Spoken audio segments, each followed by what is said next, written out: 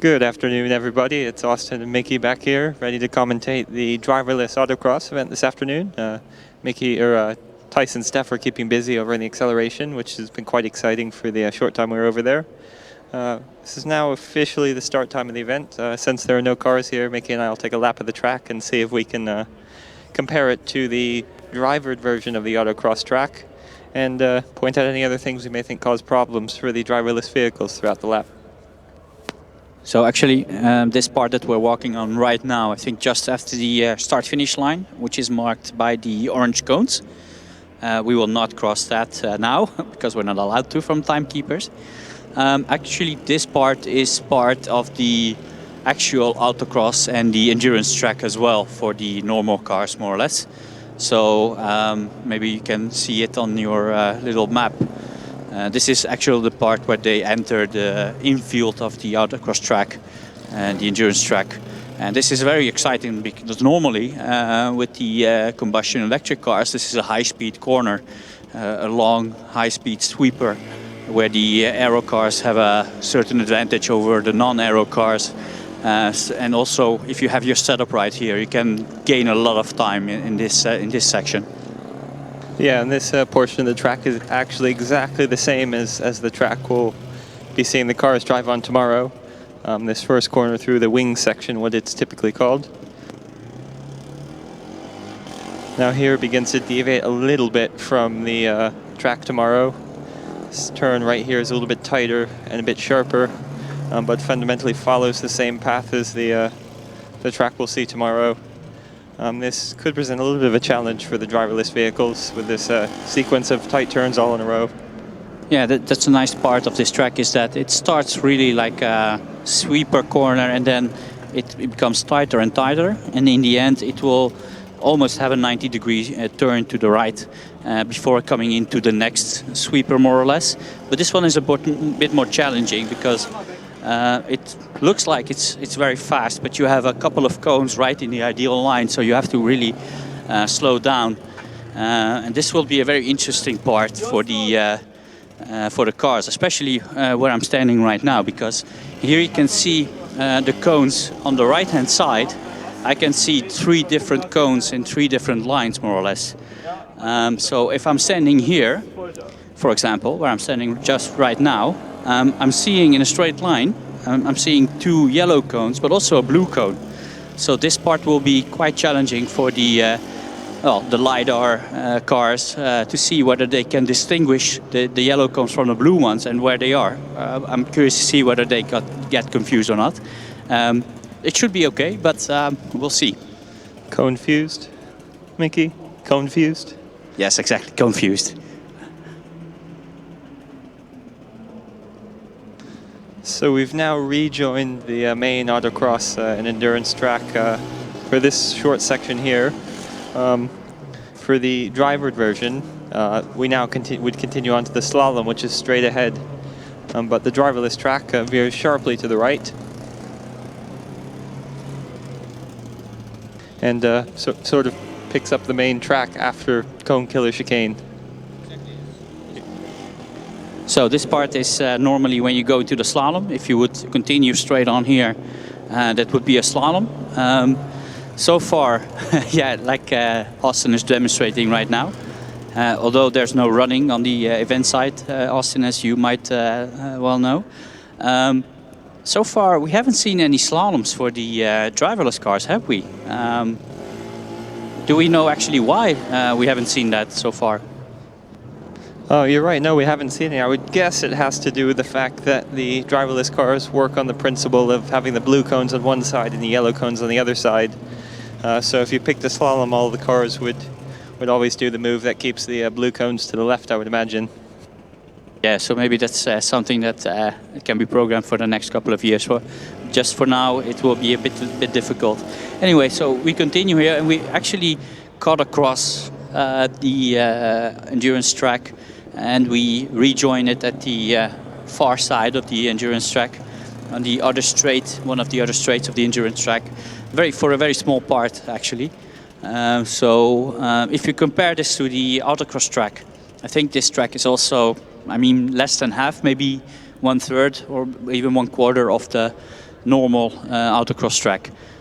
This part is actually also very nice in the autocross and endurance. Very fast sweeper, very fast corner here.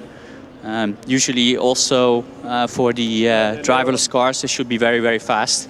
Actually, we will see, and we have another situation here as well. If you stand here, for example, where I'm standing right now, I'm seeing 2 yellow cones and a blue cone in one straight line. So the car has to have pretty good sensing about the cones and see where they are and how far they are, so it can navigate properly.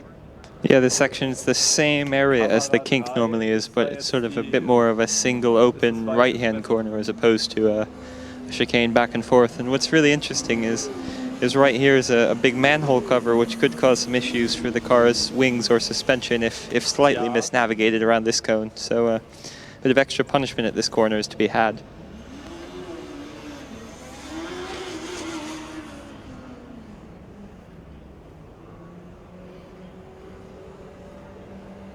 So normally the drivered version of the Autocross Endurance would continue straight and then make a left into Lost Chain corner, but we're taking a bit of a shortcut, just cutting right across to join the beginning of the wing section again, and really finish the lap over the next 50 meters or so. Yes, and just one more turn before the start-finish line, and that concludes our track walk. Because we're already there. So this track, if I had to estimate, I think it's about a quarter of the normal length of the autocross track.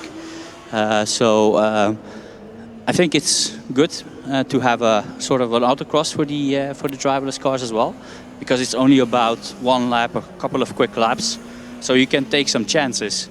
In comparison to the track drive, which is tomorrow, where you have to play it safe. So today we will see probably the fastest times of the driverless cars, and this should be very interesting because after 1 or 2 banker laps they can really go for it. Now just being careful to avoid the light beam again, so the timekeeping guys don't kill us.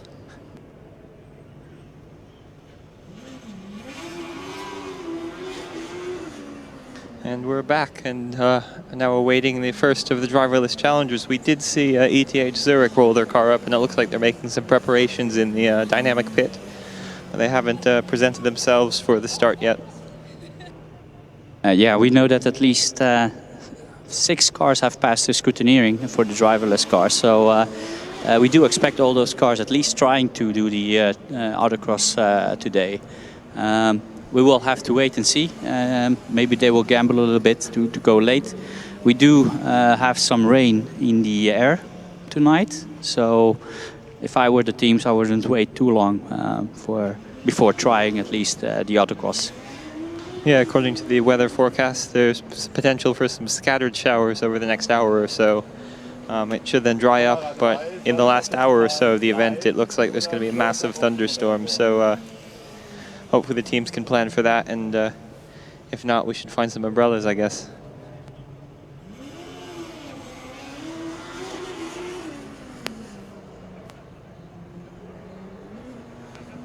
We'll go quiet again until the first car comes out, so can enjoy some peace and silence, and hopefully get a nice nap before this starts.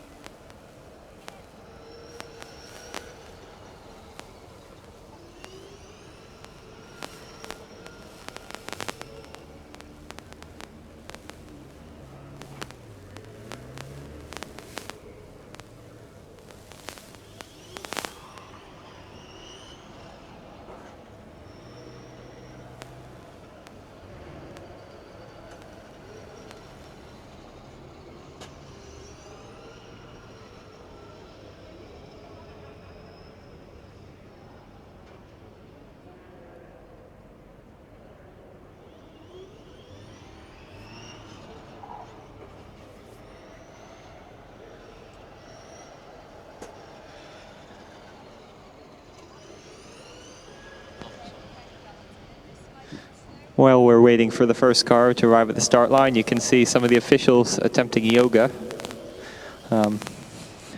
Dana is a little bit more skilled at it than Stig is, but he's giving his best try. This could end in catastrophe for Stig. Oh, that's not gone so well. She makes it look so easy. Stig's given up.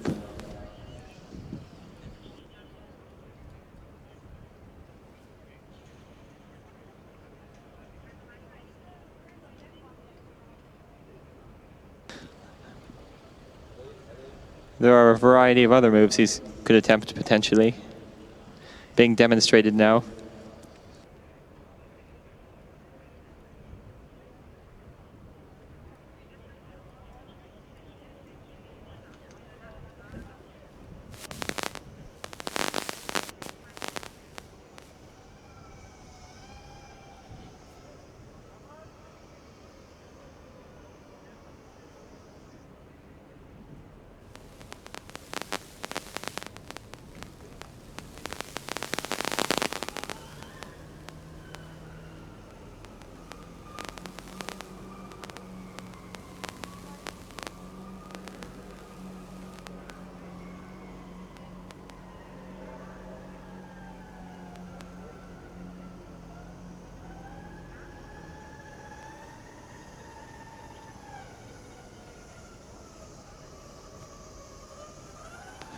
This one looks particularly exciting for Stig.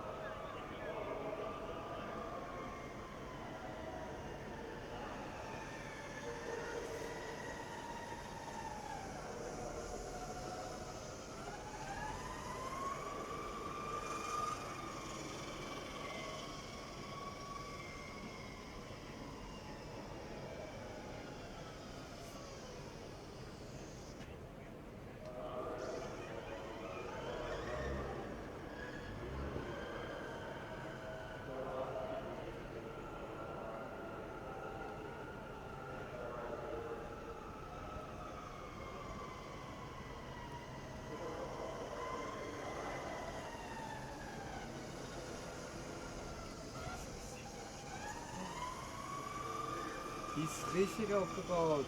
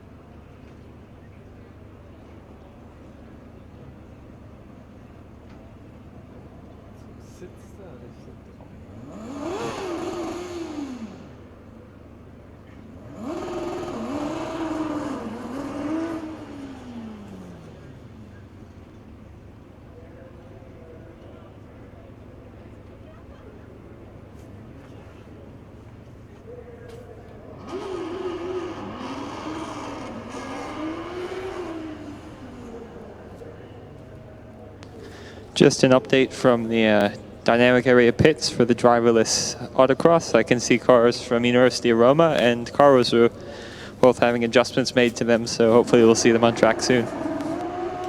Auf der Teststrecke sind die gerade aktiv, aber sonst ist hier nichts los.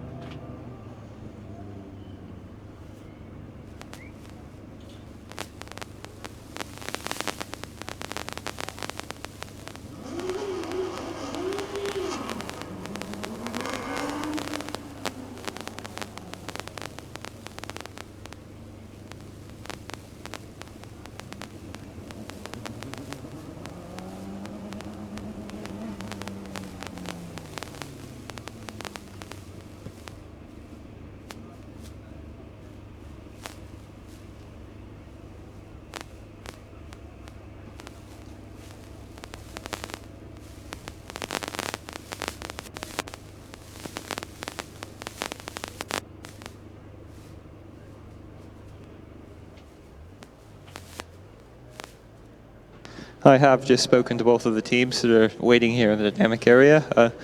Rome has mentioned that they're just going to warm up the engine. They'll be ready to perform their run, whereas Karlsruhe is also in the final stages of preparation. So with any luck, we'll see one of the two teams out in the next 5 to 10 minutes.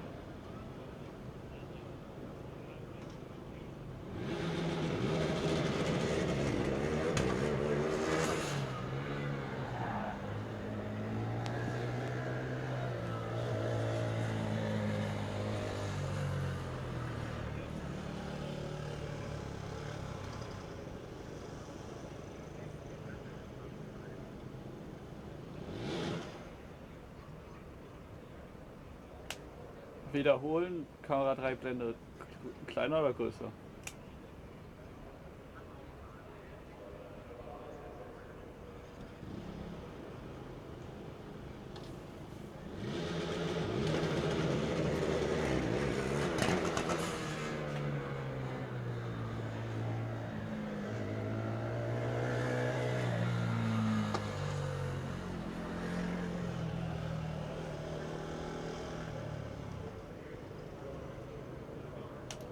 Ich würde gerade drüber gehen zu ihm. Dann ist die Kamera 3 kurz erwarten.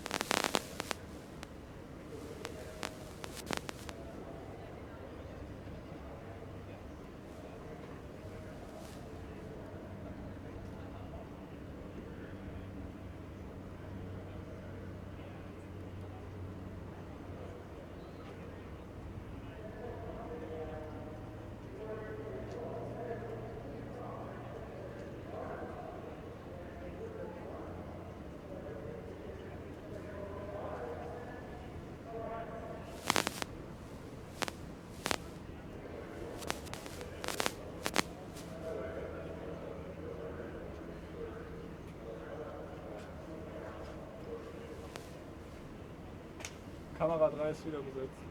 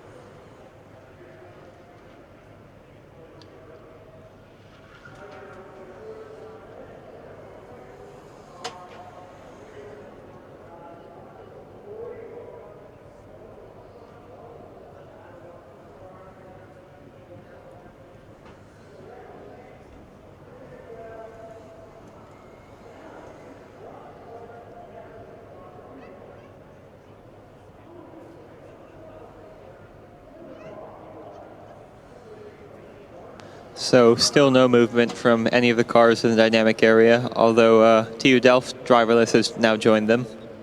Looks like the teams are still making some preparations, but I haven't heard Roma's car fire up yet to warm up the engine. Nobody seems to be working on Carlos's car. It looks like somebody is working on the Delft car, and as I say that, Roma seems to be rolling the car backwards, and hopefully that's going to be to subsequently roll it forwards to us, because that would be exciting, and not out of the dynamics area. And it does look like they are making an approach over to the start of the Autocross for driverless vehicles.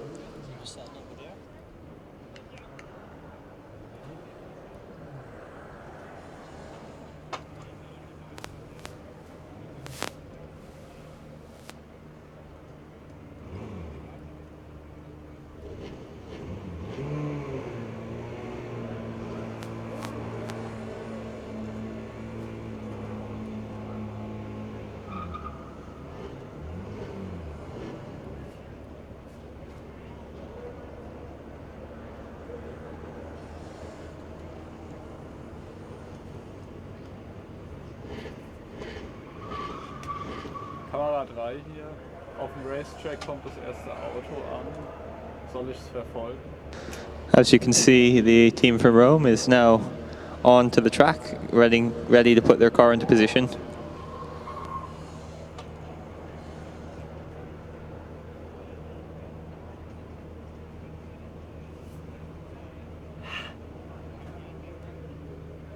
Ist bei denen jetzt alles falsch oder was?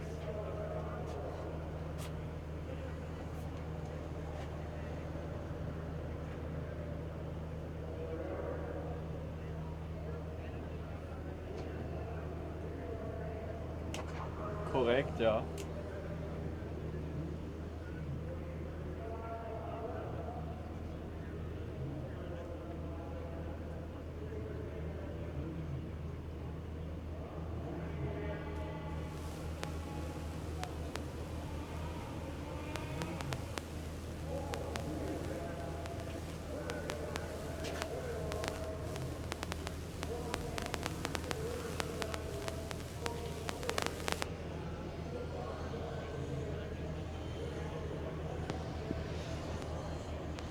So we've got information on most of the driverless teams. Rome, however, was a late entry, so as commentators we don't have access to the full vehicle spec sheet. Otherwise I'd be telling you about that right now. I believe we've got that for all the other cars that we'll see today. So as they approach one by one, we can explain to you what methods of sensing and cone detection and navigation they're using, and explain a little bit more of the background of each of the cars. What we do know about this one is that this is based on their combustion car from 2 years ago, which we saw here at Formula Student Germany. It's actually a four-wheel drive combustion car with flex joint suspension. So basically they've taken all the cool ideas any team's ever thought of and combined them all into one car. It looks really good up close. If you've not had a chance, go look at it.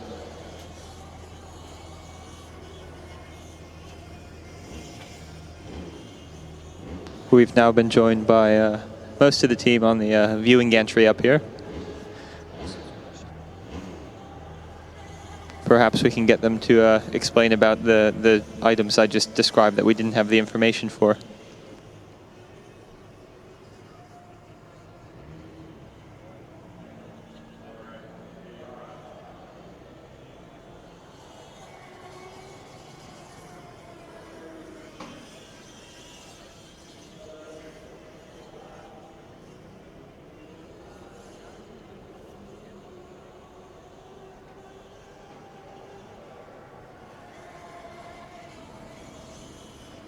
So the guy by the car is armed one of the switches. I can't tell which one it is from here, but I'm here with one of the team members, and he's agreed to explain a little bit about the car and the team for us. So I put him on the spot a little bit, but it'll be all right. But here he is. What's your name, by the way?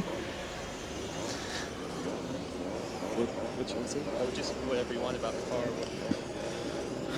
Okay, and how our ASR Latera just switch the car on, and we are ready to start, hopefully for a good run.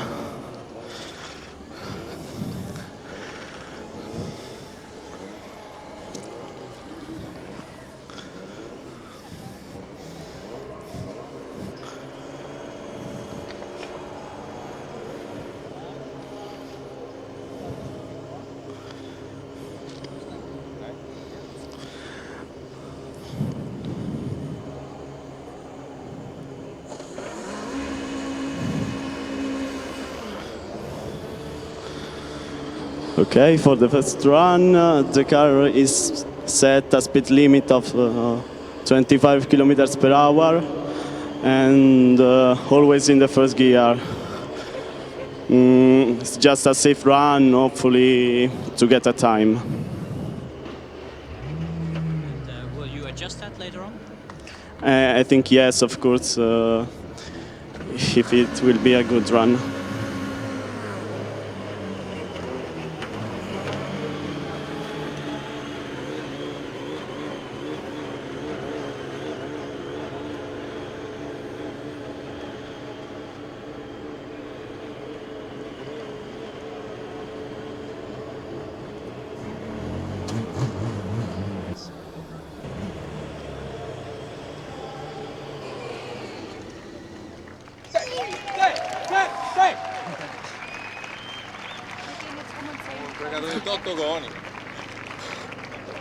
Sorry.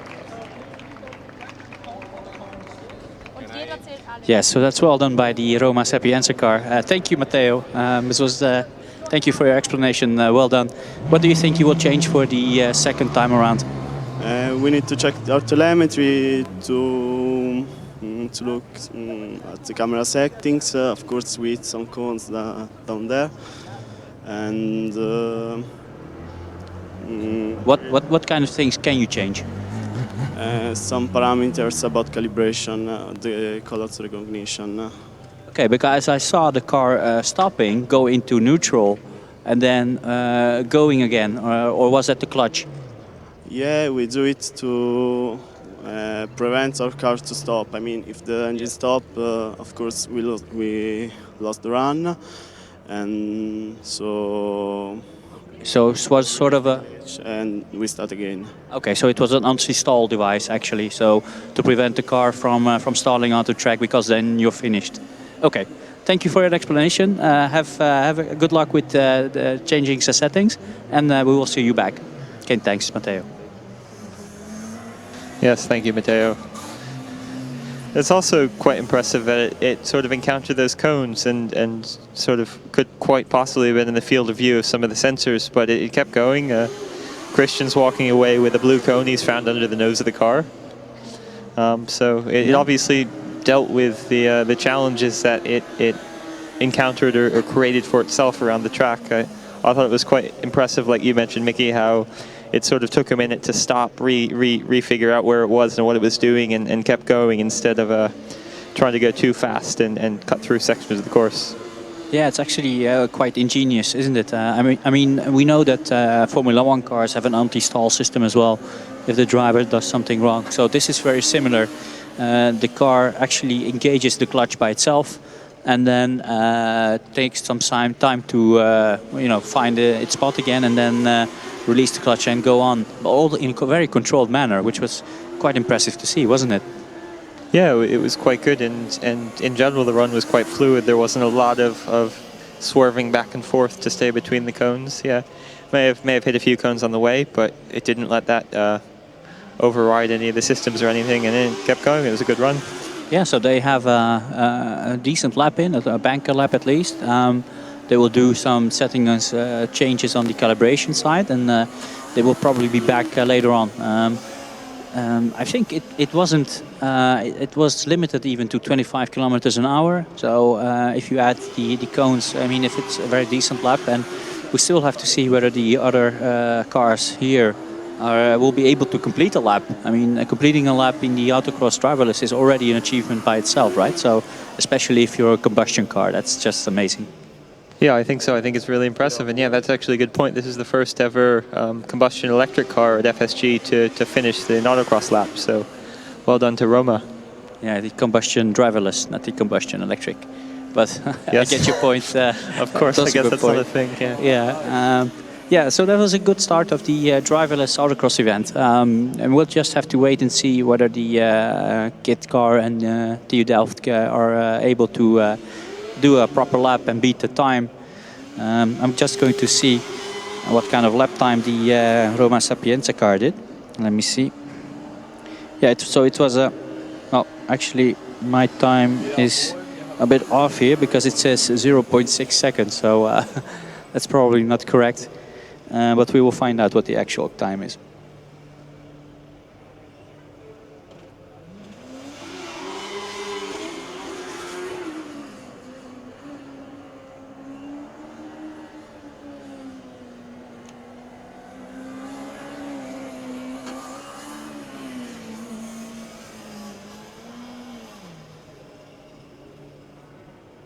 Okay.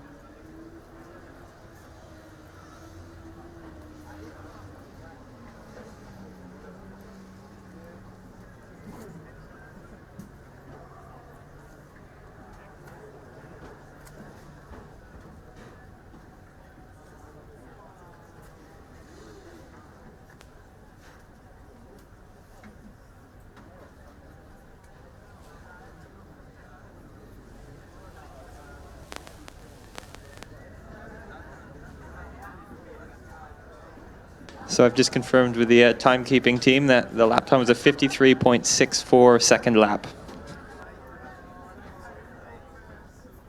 You can now see Karlsruhe approaching the start line with their car 419.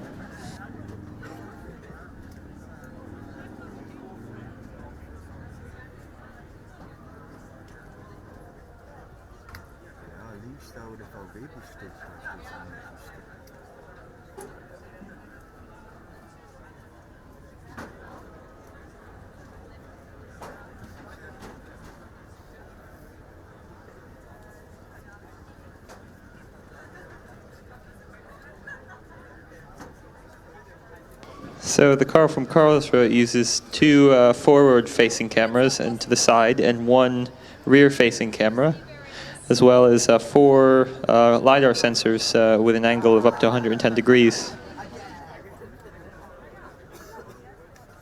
The processing unit is a mini ITX mainboard with graphics card, although they've not disclosed the performance of the processing unit, so I can't tell you what that is. Sorry. So it's probably top secret then. Yes, either top secret or they don't know.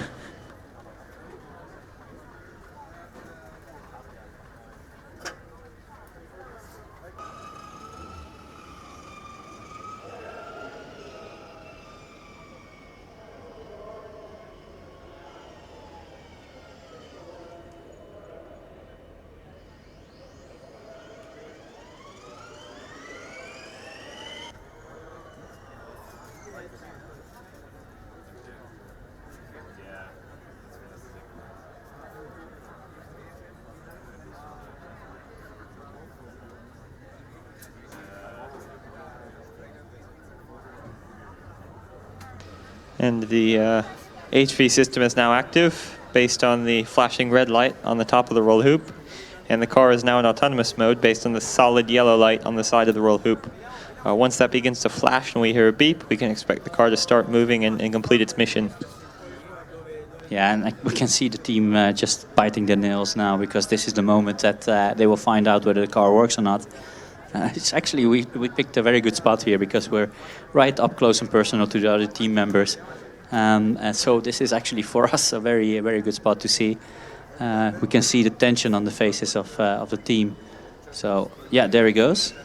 That looks pretty promising. And whoa, just about took the right turn there. I don't think they're in safe mode, are they, Austin? They're just No, it looks like they're going full speed, yeah. Yeah, navigating through that confusing part that we got confused in. Almost got confused there, but it's still going strong. Let's not put any jinx on it, but so far this looks really promising. And now it crosses the line and has to stop. Yeah! Wow, that was awesome. That was really fast as well. There was no safe mode there, Austin, was there? No, there wasn't. That was full throttle. That was amazing. That was fast, I think is the only word you can use to describe that.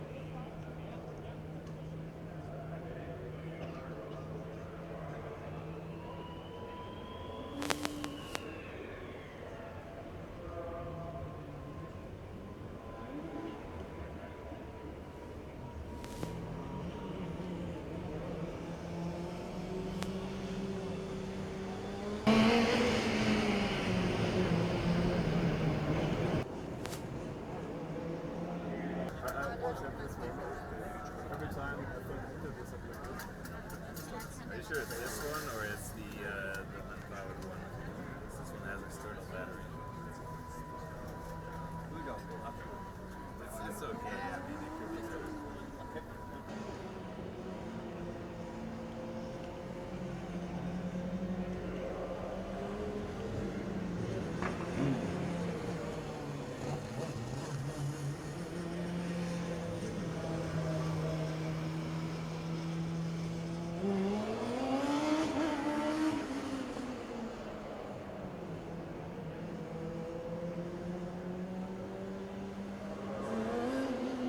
We're currently still trying to figure out what the time of that run was, other than quick.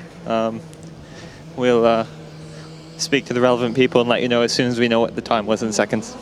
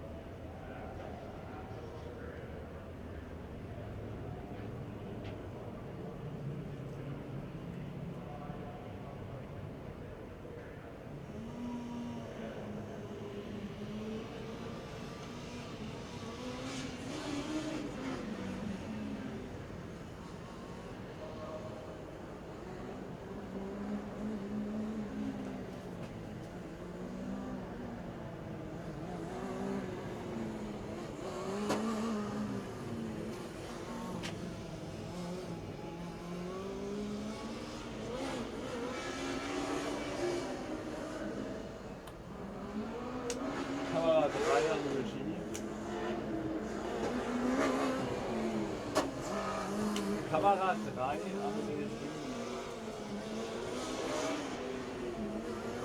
Während den langen Pausenzeiten soll ich dann einfach mal ein bisschen auf den Testtrack von Kamera 1 und 2 draufstellen, weil ich hätte da die eine Kurve frontal drauf.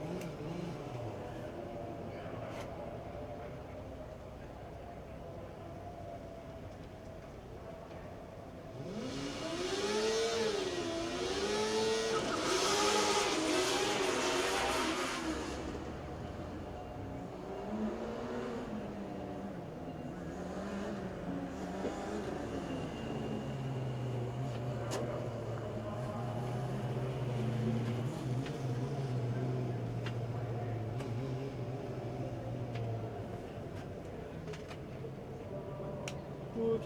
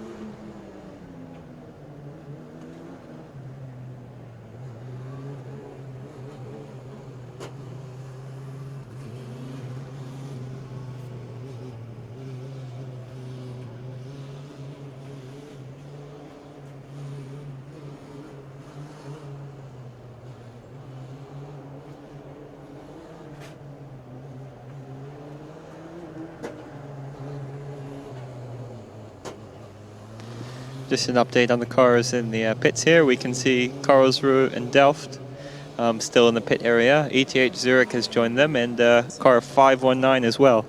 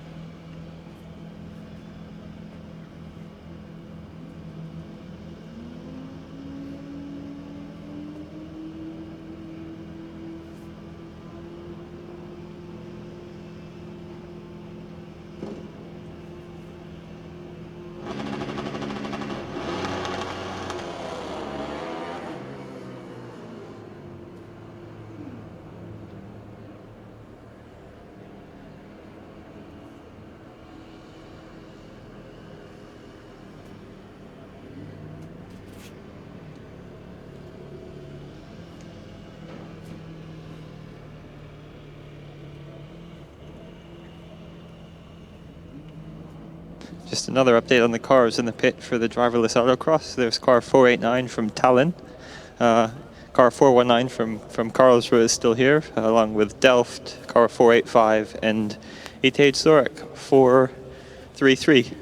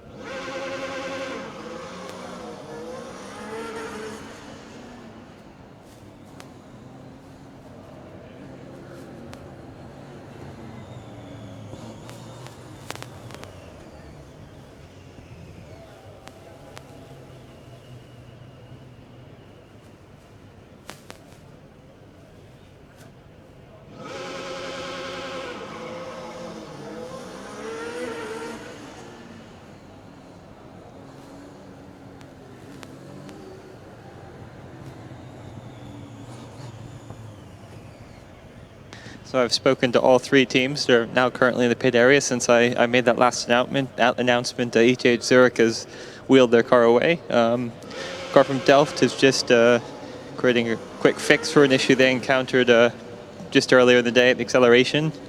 Karlsruhe has told me they think they can go faster, so I'm really looking forward to seeing that when they get back on track. And Tallinn, they're in good spirits, just making final preparations, and have told me that I should start walking back because they're going to bring their car over in a minute.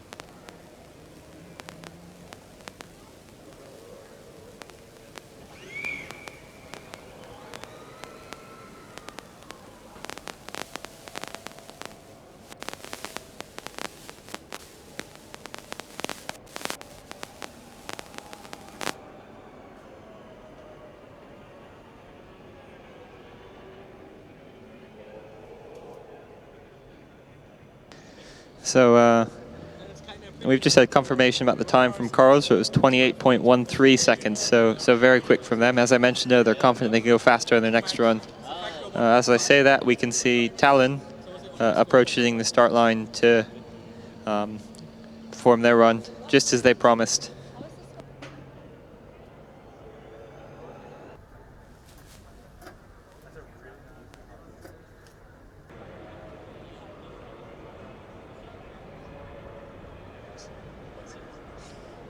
Okay. Okay, then.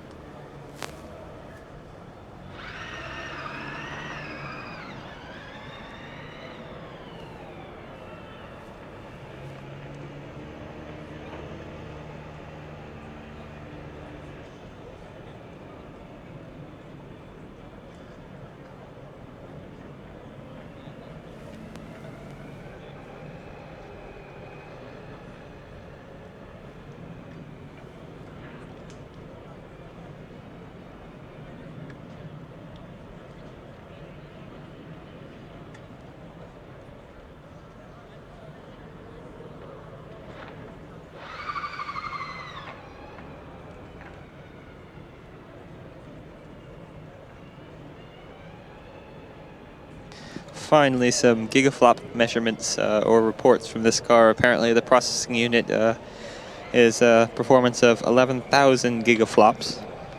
Wow, that's a lot. Yeah, 11,000 gigaflops. sounds good, doesn't it? I'll be honest, I'm not sure if that's good or bad or high or low or what, but sounds legitimate. Yeah, that's like 11 teraflops.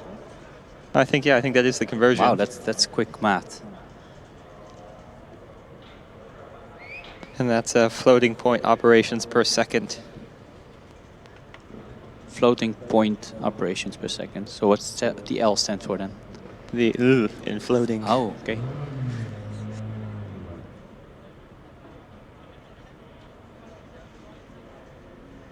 I wasn't sure how else to say that. They use 3 cameras, 2 of one type and 1 of another type, as well as LiDAR sensors. Looking at the entry list, none of the teams this year are using radar. It's all a combination of cameras and LiDAR, along with some other various dynamic sensors to help the processor orientate the vehicle. We can see the flashing red light, meaning HV is active, and the solid yellow light, meaning the car is ready to drive in autonomous mode. Just waiting for the officials and the... what was the name for the button holder? No, they're the person who holds the button. Yeah, the RES guy. I thought at one point we came up with a clever name for him, but I can't remember it at the moment.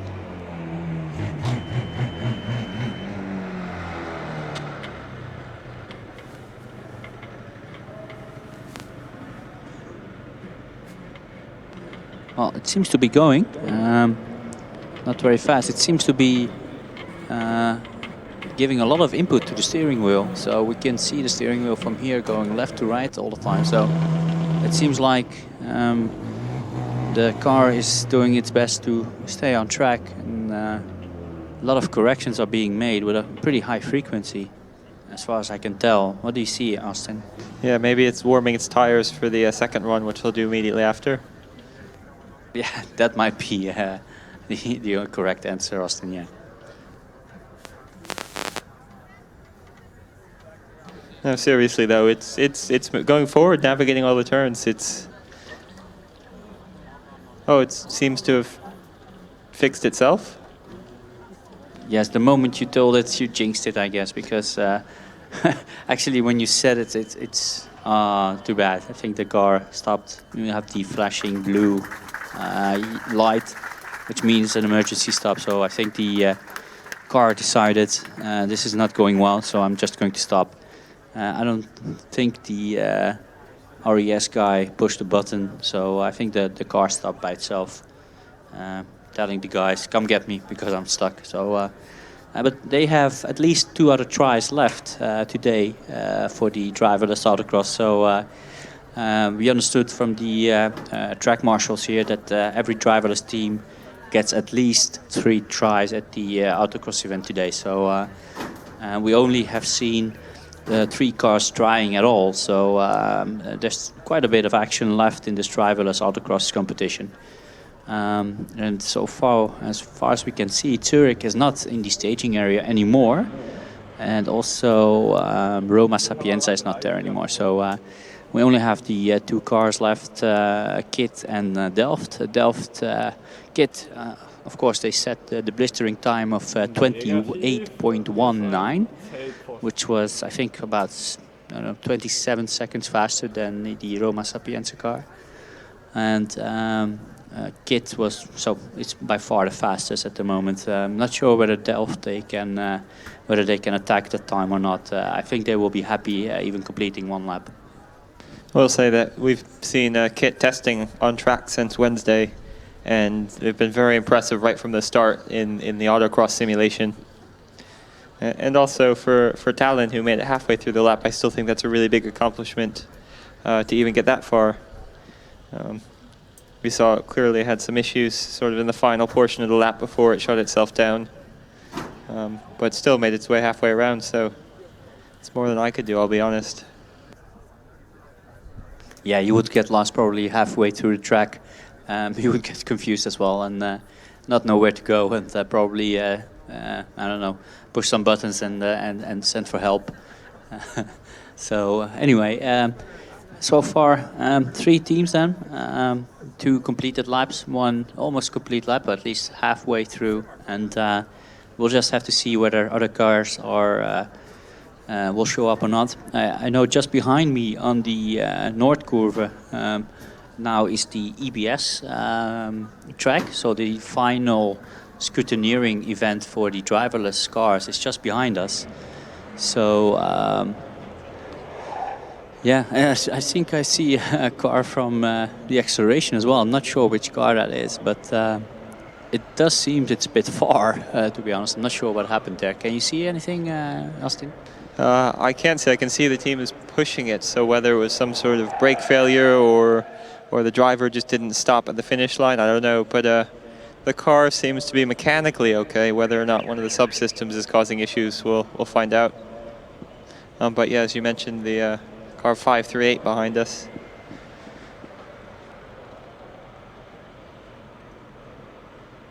Yeah, so probably this is the one of the last opportunities to get through scrutineering, completing the emergency brake system. So you have to prove that it actually works, that the car can stop by itself when it senses some kind of emergency. So this is actually one of the biggest hurdles for the driverless teams here this weekend and this week actually on the FSG competition. So I'm not sure how many teams will actually be able to pass. I know that a couple of them were still missing the sticker this morning. So I think we identified about 3 or 4 cars that might be able to get through scrutineering and might be able to do the track drive tomorrow, which is sort of the endurance for the driverless vehicles. But so far we know that only 7 teams passed all the scrutineering events. So they will definitely have an attempt tomorrow at the track drive, because that's still a lot of points.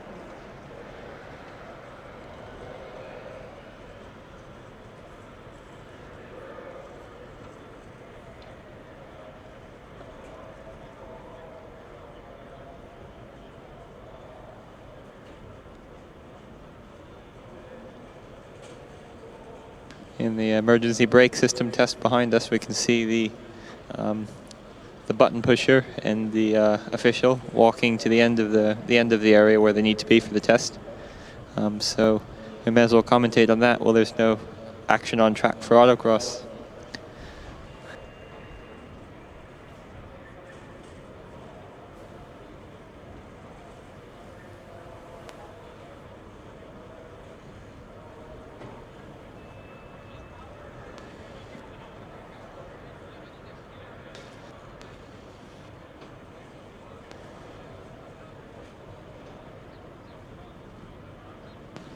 There's not a whole lot happening at the moment. There's a guy with a laptop standing next to the car. Looks like he's switching some switches.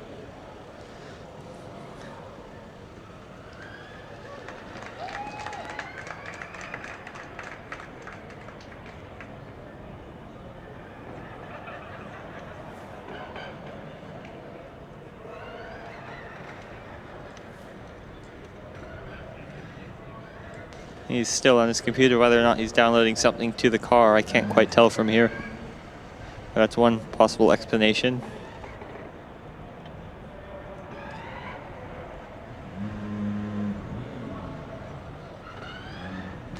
I've just heard the car fire up, so it's a combustion driverless car.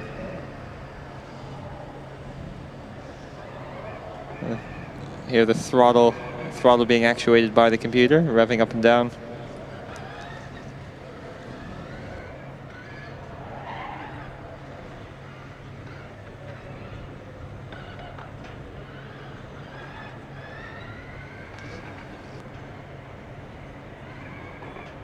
Oh, and it looks like the run has been aborted. I don't think I saw the guy press the button, so it must have been by the car itself.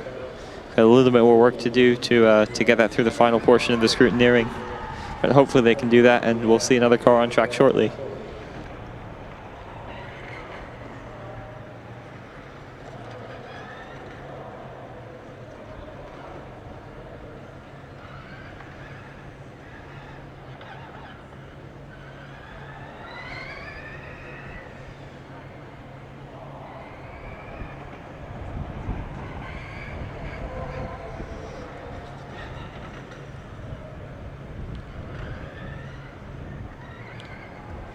Mickey, is that another car we see being wheeled onto the pits for this driverless autocross?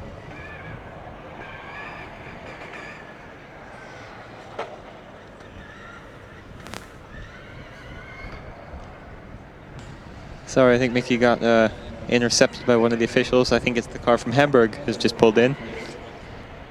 And yes, he's just shaking his head and said yes, so thanks, Mickey.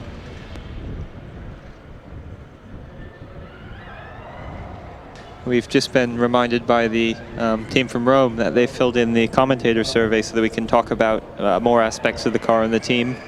So if you've not done that yet, fill out your survey. It's on the Instagram profile, Facebook, Twitter. I think it's on the official event page as well. So make sure you do that, and especially tomorrow doing autocross for combustion electric cars as well as endurance on Sunday. We've got plenty to talk about your car. Hopefully you'll be on for all the laps of endurance, so we'll need a lot of stuff to talk about, so make sure you fill in the form. If you filled it in already and you think you've got more to tell us, then feel free to fill it in again with additional information. Or if somebody from your team has made fun of you in it, feel free to get retaliation and do the same back to them. It's unofficial, it's for us commentators only, so don't be afraid to be a bit funny or humorous in it. It sort of makes it more interesting for everybody if it is.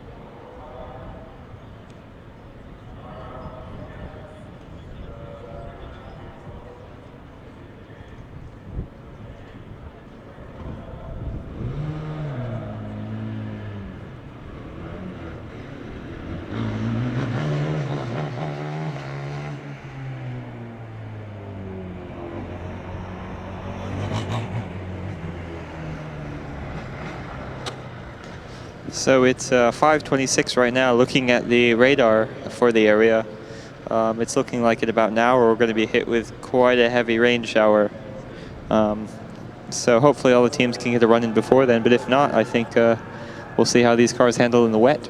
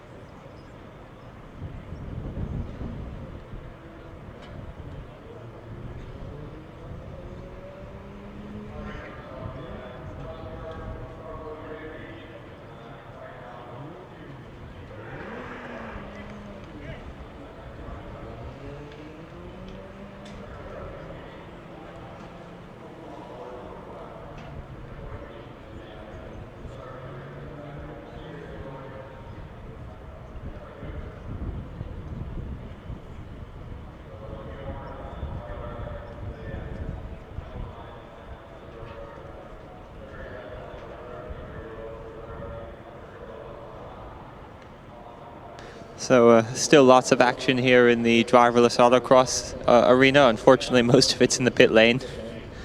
I can see several teams still working on their cars. They've got laptops and all sorts of sensing devices that they're working on.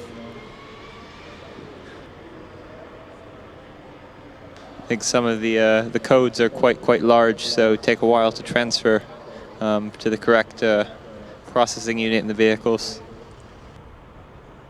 It's interesting how some teams have the tactic of going back to the pit where they can work more comfortably, whereas some of the other teams, once they make it into the arena, they tend to stay here. I suppose it depends somewhat on the extent of the changes required, but I think if you're going to be sitting for more than 10 or 15 minutes, it probably makes sense to wheel back to the pits.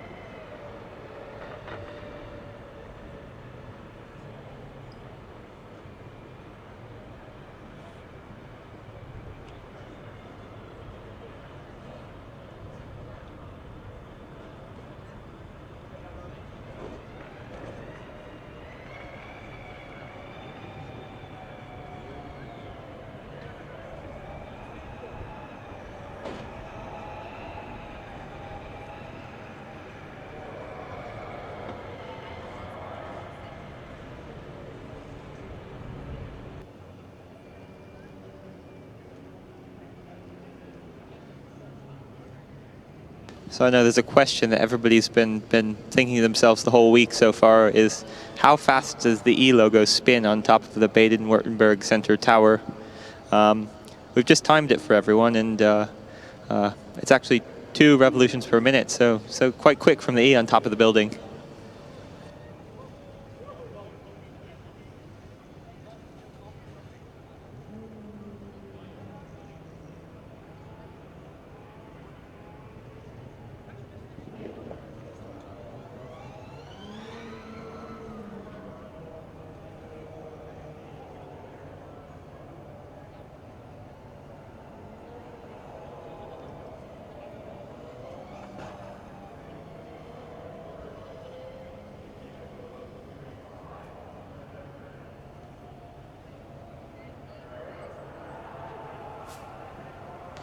It sounds like something really exciting just happened on the acceleration track.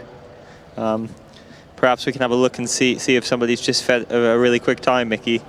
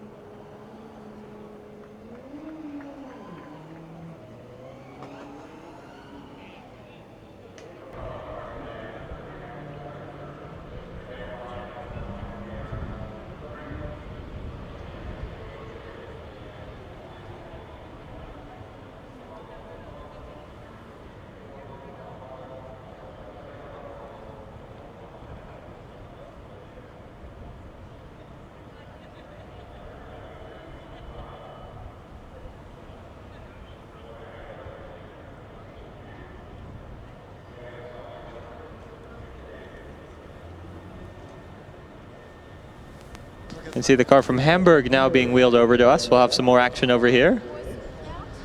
Should be very exciting.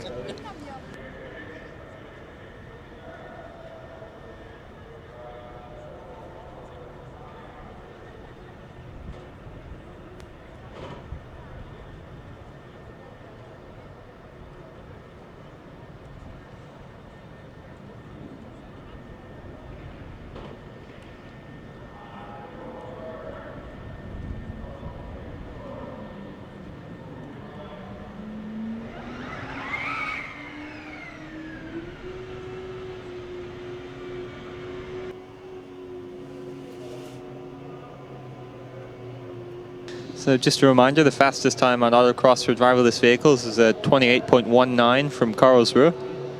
We'll see how close Hamburg can get to that time.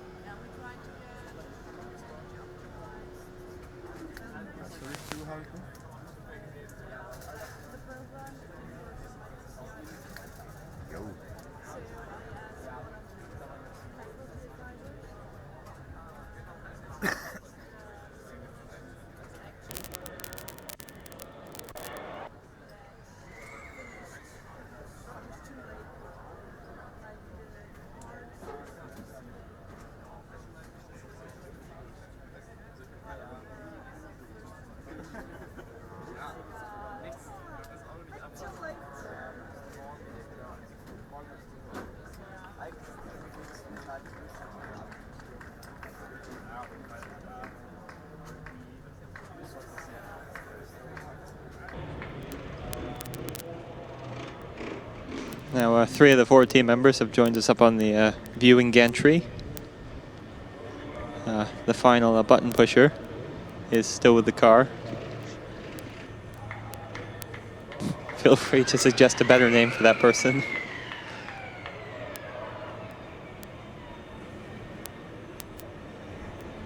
The holder of the key. That's a bit more attractive, I think. How about Keymaster. Yeah, that's good. Keymaster, I like it, Mickey.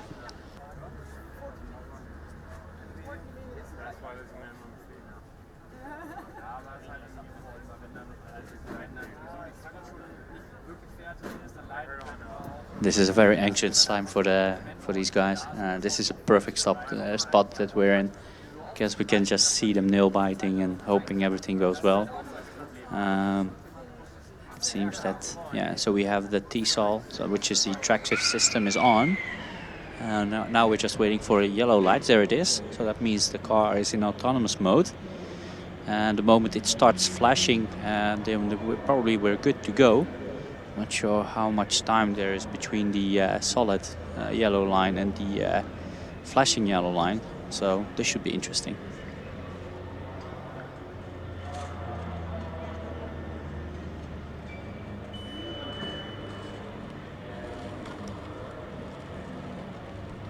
Well, it almost went off track, but it's still going. So it's still going, it's still on track.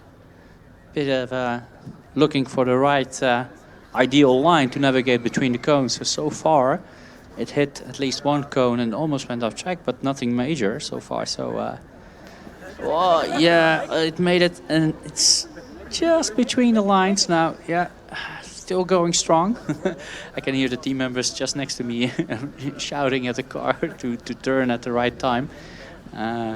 Yeah, another corner navigated. Another cone, but still going. So it's actually, you can see the car searching for the right line between the cones.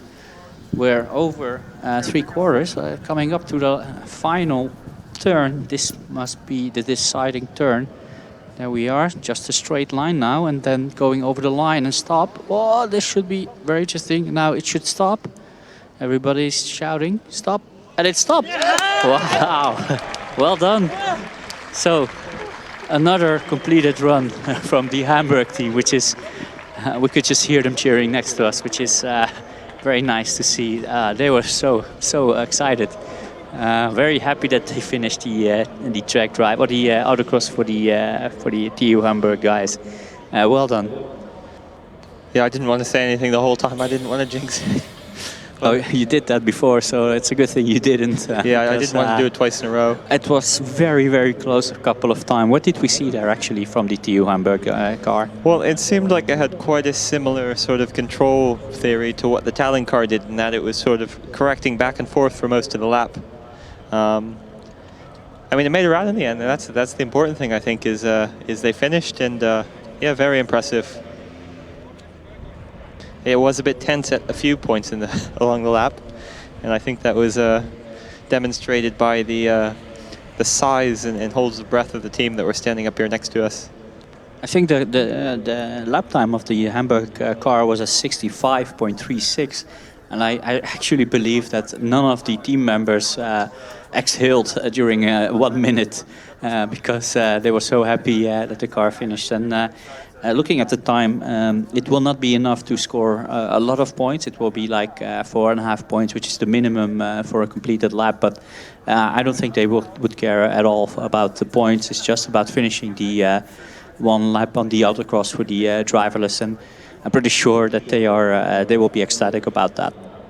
I agree. And how many cones did they get? Just like 2 or 3, was it?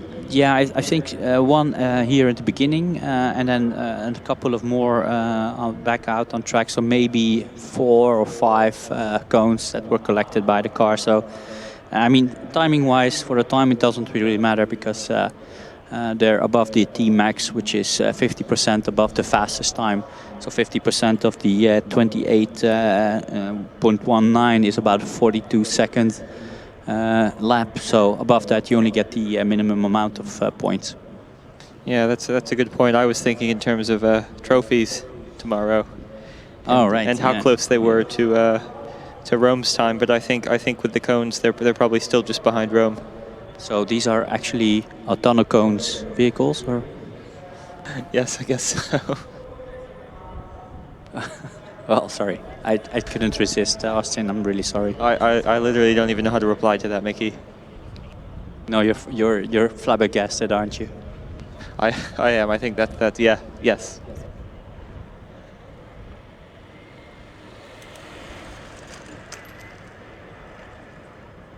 But yeah, as it stands, they're in third place, so currently standing on the third step of the podium in the event. Obviously, there's still a few more cars that can give one or more runs. Well, we're waiting for the next car, Mickey. Do you want to give us a rundown of what's happening in the acceleration event for combustion electric cars? Yeah, so for the people here not watching the acceleration event, which involves a lot more cars, just to give you a short rundown of the standings in the acceleration event, which is happening right now on the straight. So we have Karlsruhe, Kit Electric in the lead for a 3.52. We have seen faster times here in the acceleration events from the electric cars. But still, a 3.52 is a very, very decent time. Closely followed, actually, by the Dresden car number 59, also electric, 3.58, so only 600ths of a second. And then after them, it's the Munich car, TU Munich, 3.66, followed by the St. Augustine car, UAS St. Augustine, it's 3.74. Very closely followed by the Green Team Stuttgart car with a 3.745, and also the Spanish guys from Terrassa with a 3.756. So that's the actual, well, the fastest electric cars in the acceleration event. And I think the first, and this might be why we heard a lot of cheering, I think the first combustion car there, can you see it on place number 11? Oh, wow, yeah, it's the car 2-on-1 from China. 4.016 seconds. So I think that was all the excitement that we heard here. The Chinese team actually putting in the fastest time at the moment for the combustion cars with a 4.016. So that's probably the cause for cheering. Yeah, that's really exciting for them, a good run. Meanwhile, we've got ETH Zurich approaching the start line for the Autocross of Driverless Cars. Ooh, this car's got 6,660 gigaflops of processing power. So that's 6.6 teraflops, right? Yes, that's correct. I strike again. It's lots of flops. So let's not forget, Zurich is the defending champion here in the driverless category. They're dominating the competition so far last year and the year before. So we've had 2 driverless events here in Hockenheim, and both of them were won by the Zurich guys. So they are here, but they have quite a challenge on their hands today with the kit car being fast as well. So this should be very interesting, whether they can retain their title for a 3rd time in a row, which would obviously be amazing because, well, it's very difficult to build a car which finishes all the dynamic events in driverless. We've seen many teams fail as well, so quite impressed by this team. Yeah, we'll see. They've been quite quick on the test track as well, in addition to Karlsruhe. So I think it's going to be a battle between these two, to be honest. We'll see if they can perform as they have been on the practice track. Yeah, and all these teams have one thing in common. The team members are standing next to us, all biting their nails, all holding their breaths, and he just crossed in not in the beam, but between timing and... Yeah, I think that's okay. As long as you don't cross the light beam, you should be okay. But it seems that the car has some difficulties to get into the driverless mode. I was talking with them the other day. They said they're slammed.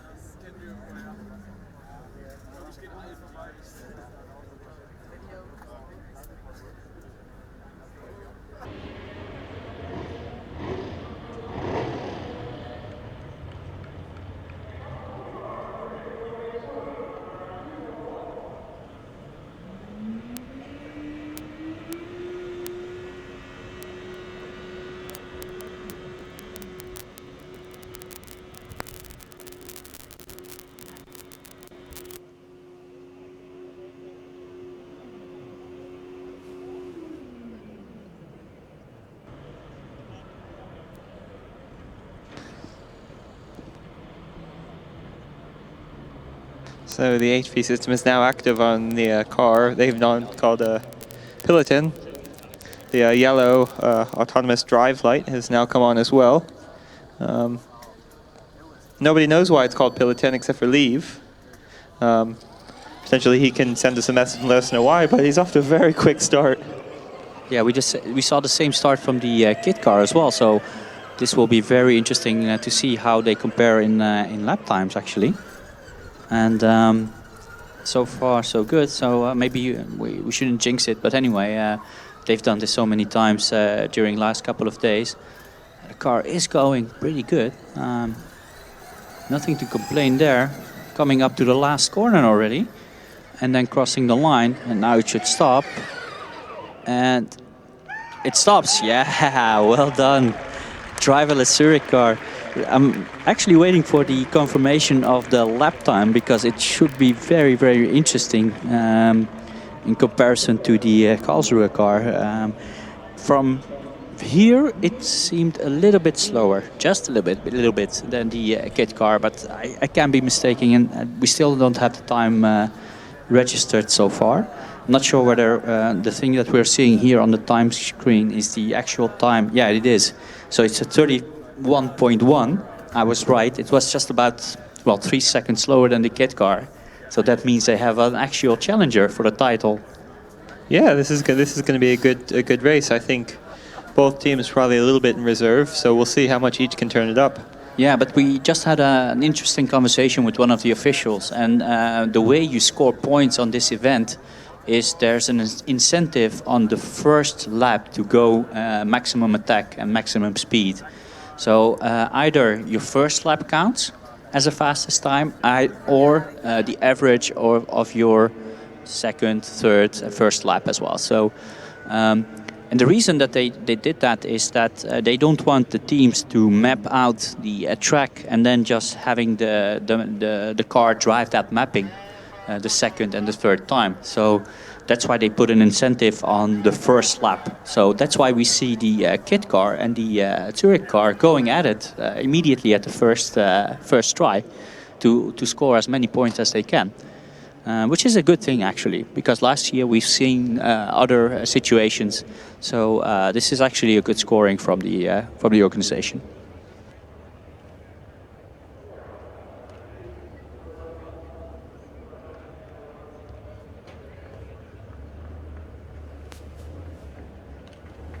Yeah, and also Zurich is one of the teams that have filled out the commentary form. So we're just going to walk you through it a little bit as well.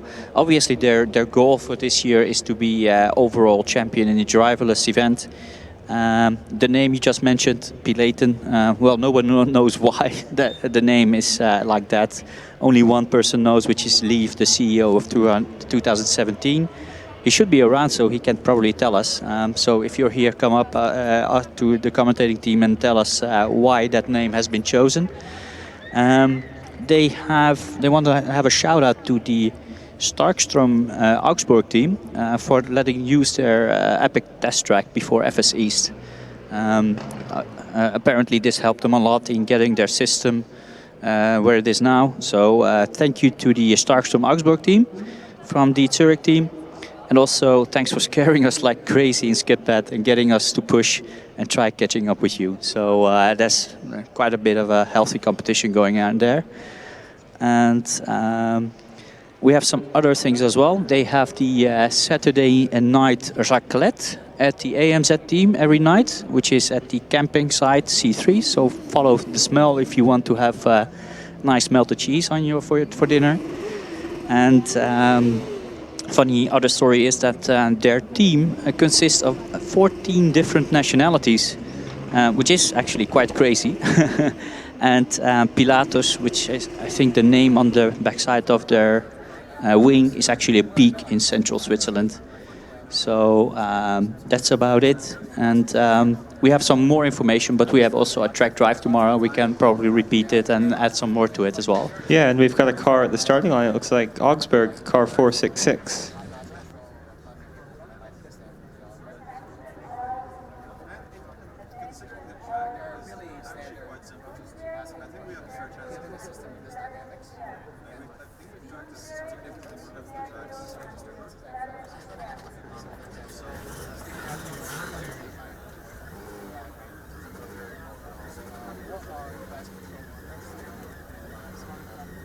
So we have is that the Augsburg? Is that the car 466? Yes, it is.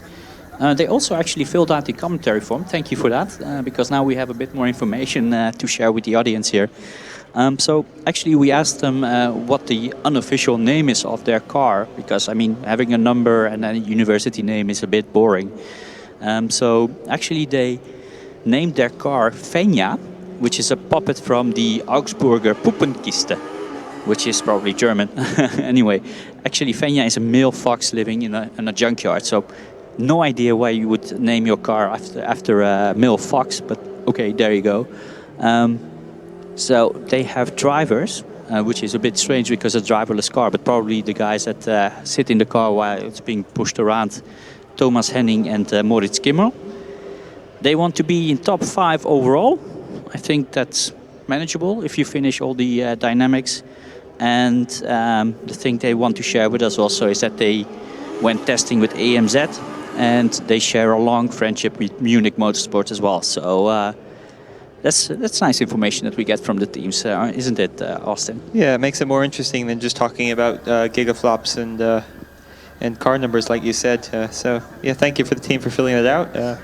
Yeah, and maybe another funny thing is that at the start of the season they plan to do a new aerodynamic package for the driverless car, but as always with Formula Student teams, they just ran out of time and decided not to do it at all. Maybe that's a wise decision, looking from a time management perspective. And they want to do a shout out as well to Elmo for being their team. Well, the team's caring grandmother, whatever that may mean, because Elmo is not a grandmother name in my opinion. No, but it's a little red puppet. And also Dennis for being the best team leader, and well, Juan for having the best moustache of the event. We can see the yellow autonomous mode light is now active. Solid. Once it starts flashing, we can expect the car to move.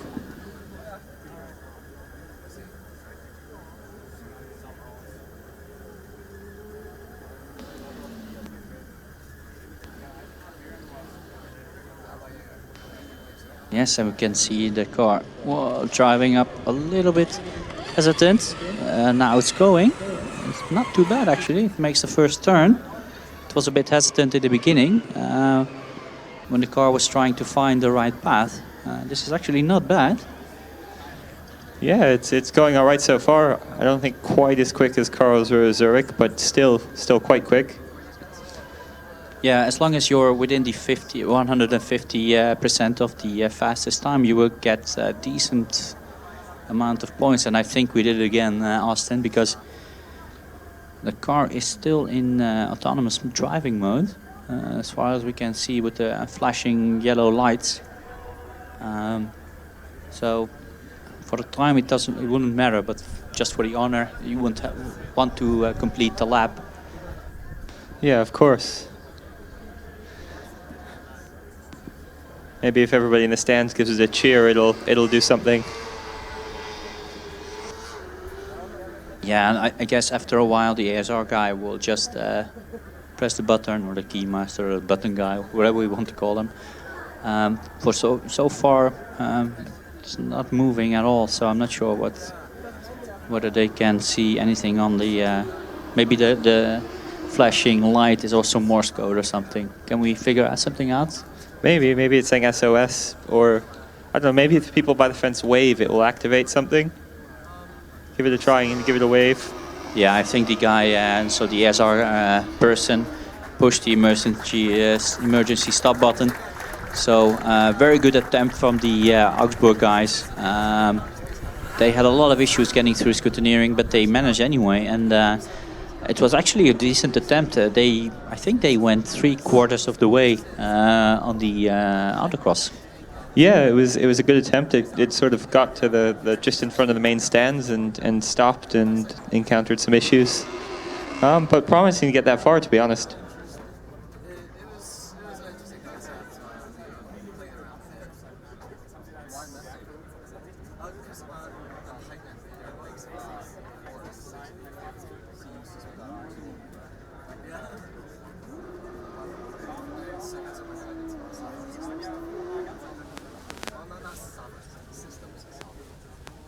software and for systems engineering, not software. Oh, it's way less interesting. Like I can't know. It was like it's We can see car 419 from Karlsruhe approaching the start line again. As Mickey mentioned, they've got some incentive to go even faster than they did in their first run if they want to improve their time.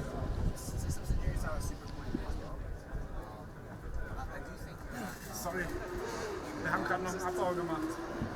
Wir haben gerade noch einen Abbau bekommen in dem Gebäude hier, deswegen bin ich viel zu spät. Mach das. Du machst jetzt genau von hier mitnehmen nach links? Oder? Nee.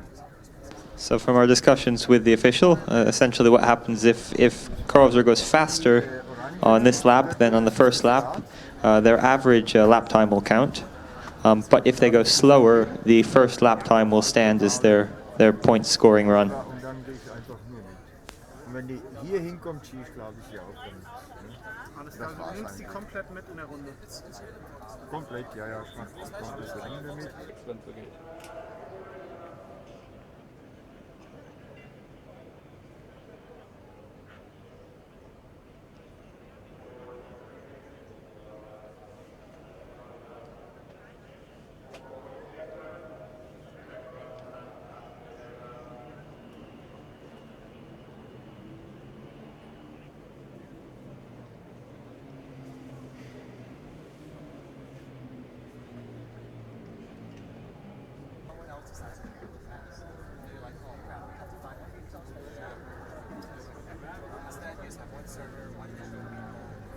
Das ist ungefähr auf dem Start, ne? Dann einfach ein bisschen hier und ja. Kein Hexenwerk.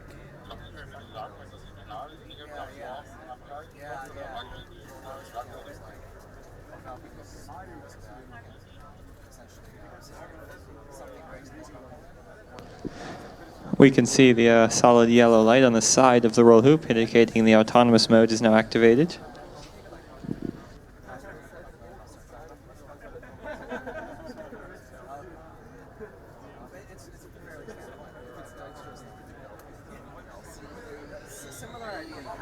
Whoa, I think we're missing the best part, Austin. That was a really quick getaway. Second lap looks really promising so far. Very clean, very fast. But of course, this is a second lap, so the car might have learned the track a little bit. We don't know for sure, but this is really fast. Very nice. Whoa, very what a drive and what a stop at the end. Very spectacular. Wow, that was really cool. And that was actually amazing to see how the car stopped at the end, and just waiting for the time to be confirmed. That was cool. That was like faster. full speed around this last corner. It was. I know these cars have all sorts of safety features, but it was a bit disconcerting when the car like pointed straight at us going at full speed. Yeah, it's a good thing we're behind the barriers as well, because that was really fast. I'm not sure whether the driver could have done it faster actually. So well done by the Karlsruhe team. We're just waiting for the time confirmation. We don't see it yet at the moment, so just bear with us. Then we will get you an update.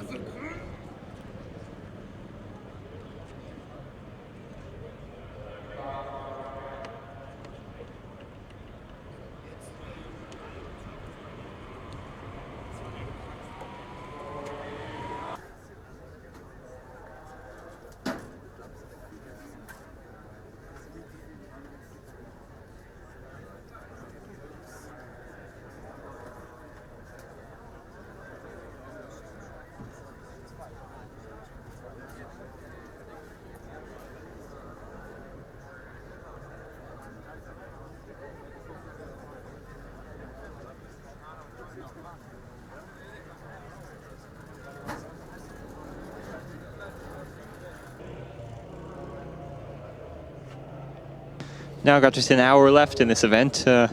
With the clouds closing in, it looks like we're getting cars thick and fast down to the start line here for the driverless autocross.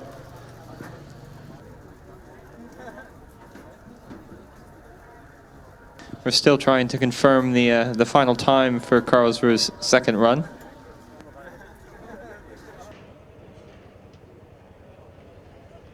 We'll let you know as soon as that comes through from timekeeping. And we have the Roma car back again, and we have some more information from this team. So this team, the car is called the Carbon Beast. I have no idea why. Do you, Austin? Is it made out of carbon fiber, by any chance? Yeah, could be. And actually, so the ASR guy is Jacopo Rossi. He's called Latera, if I pronounce it quite well.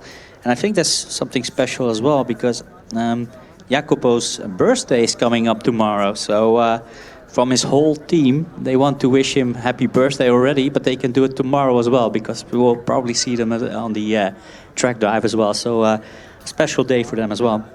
And the actually the AMZ guys, they call the Roma car the Batmobile. Actually, that's what I call them as well, because just such a cool car.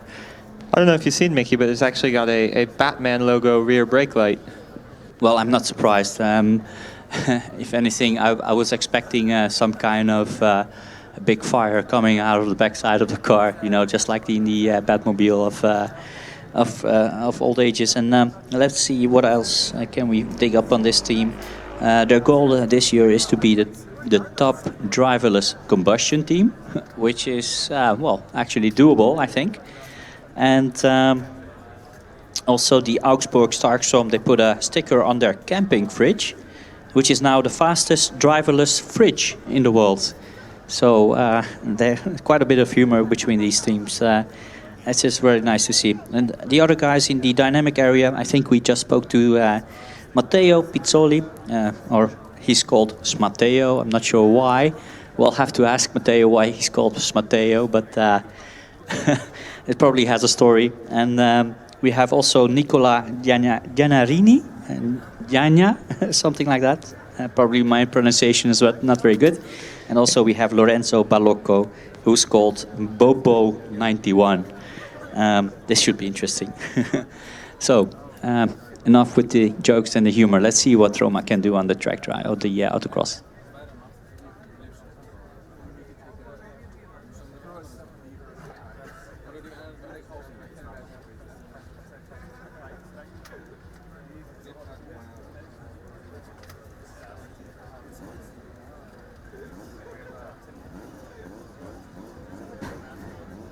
There's a little bit of difficulty getting the car to start, but eventually it's turned over and is now idling on its own. It looks like definitely holding the revs.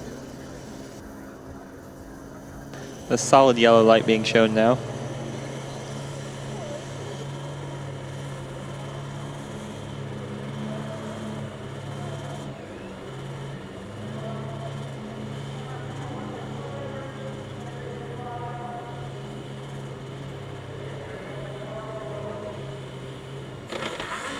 Yeah, there we go. True Italian style, a lot of noise driving off. That looks pretty solid. Yeah, navigating the first turn. I think they notched it up a little bit with the limitation, because it was limited to 25 kilometers an hour. It's not now. It clipped a couple of cones on the outside, but it's still going strong. Another couple of cones as well. So I think it's carrying. I think it just went off course and trying to come back. We see the anti-stall device again. So actually the car managed to, actuate the clutch and then continue, even though it's carrying a couple of more cones. I don't think the team will mind. Coming up to the start-finish line, crossing the line, it needs to stop. And it stops. Well done, Roma. Very spectacular drive. Wow, that looked really spectacular. They collected a lot of cones, so that will be added to their time, but it was at least spectacular, wasn't it, Austin? It was spectacular. At the point where it stopped right by the main stand, I didn't get any chance of getting pointed back in the right direction. It was sort of just about completely off course, pointing in the wrong direction with no cones in sight, but it managed to catch sight of one of them, I guess, and right itself. It stopped for a minute, but I think that's better than... Very impressive system, because actually the car corrected itself, right? So it actuated the clutch, it looked around more or less somehow and noticed where it had to go and decided where the right way to go was. And It did that actually, and it's very impressive. How do you do that? How do you actuate the clutch and the throttle in the right manner and still find your way? It's very impressive. Of course, there were a lot of cones on this lap, but I don't think they will mind at all. They were really happy to see the car finish. I agree with you, Mickey. There's another loud cheer over from the acceleration event. I have absolutely no idea what it was for, but it sounds exciting. Not quite as exciting as that run from Roma, though, because that was quite good.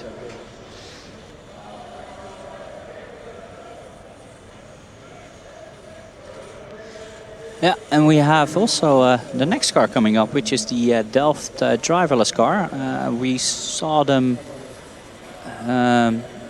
working on the car quite a long time for the before coming up here to the line, and the marshal is just putting them back a little bit towards the required distance from the line. I think they measured out what kind of distance they should have, and the driver, the babysitter, is getting out. So we will find out whether they can have a decent attempt at the fastest times, which will be very, very difficult because both Kit and Zurich were really, really fast. And Kit, let me see whether I have a confirmation of the time from Kit. Yeah, actually it was a 24.11, so it was even 4 seconds faster than their first attempt, which is really impressive. Yeah, also Kit and Zurich have been testing on the test area for a large portion of the week so far, so they've got that advantage as well.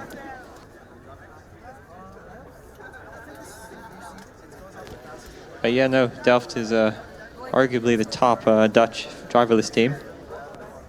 Yes, very smart.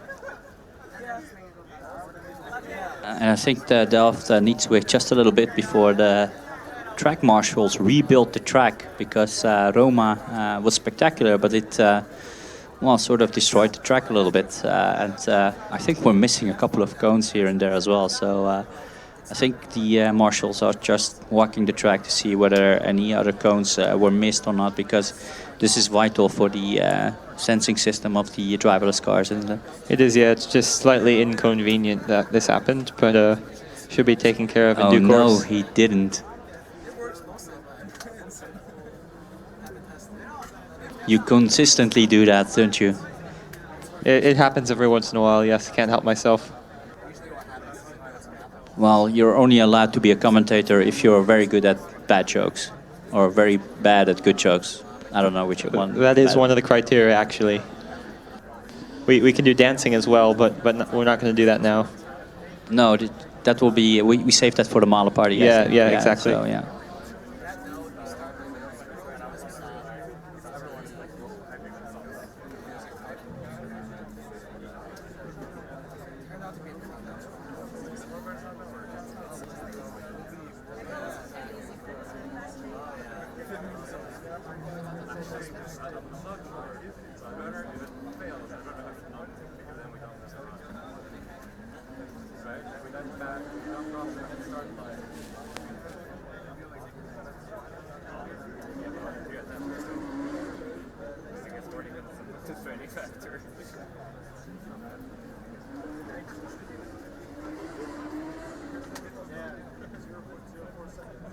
So, Austin, considering the things we know from Delft, what do you think they can do out here on track?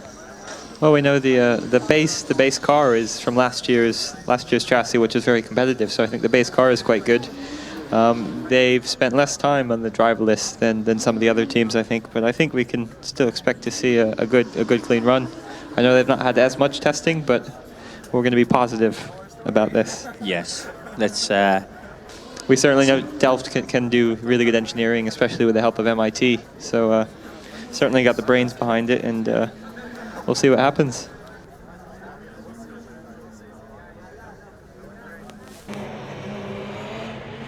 Yes, and just looking up at the sky, we have another, almost 50 minutes left in this autocross. But we also know that some weather is coming in, and this is probably the time that you want to have a lap in Delft, we see the yellow lights flashing. So that means the car is in autonomous mode. So that means that any moment now it should make an attempt at going at the track. So far the team is looking on, being very excited, and they're holding their breath and hoping that the car will drive. But time is ticking away. Probably after a certain amount of time, the car will just stop. And that's exactly what happened. We have the blue flashing light at the moment. So that was a failed attempt for the Autocross of Delft. I think the marshal now is just telling the team that they can have another attempt if they want to. Just reset the car or see whether you can. Don't cross the light beam, don't cross the light beam. He crossed the light beam. So that's unfortunate. So timekeeping guys are, I'm not sure whether they are annoyed or not, but I think the marshal is just telling them not to cross the light beam. Yeah. He's been the first one brave enough this weekend to actually cross the light beam, I think.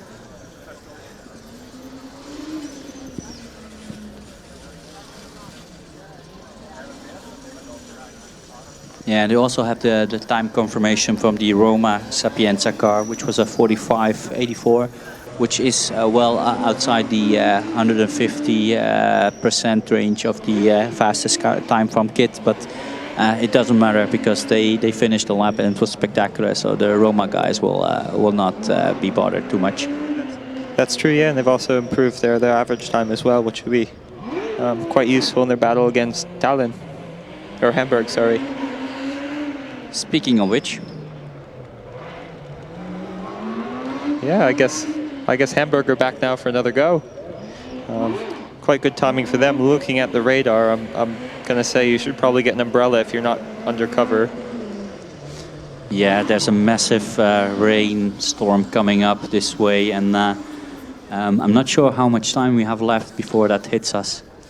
Based on the speed of what it's been traveling, it looks like it'll be here in about maybe 20 minutes. Wow, that's pretty quick. So I would suggest any driverless team that wants to do the autocross to go at it, because in 20 minutes time it will be a bit more difficult. Although grip-wise, I think it's not really an issue for this driverless car, but it's more about the sensing, right? It's the LiDAR, the rain can distort your view a little bit and can mess with your sensing system. So it's not ideal. No, not at all. But I mean, these cars do take part in the rain test if they're electric, so they should be resilient to that, but you never know what happens in situations like this. So first time around, the Hamburg team did the 65.36 second run, and I think the team is just looking at the track marshal to give the, they don't get a green flag anymore these days, so they just get a thumbs up from the marshal, and then they are allowed to go at it and have an attempt. And the key master has inserted the key as well, Austin.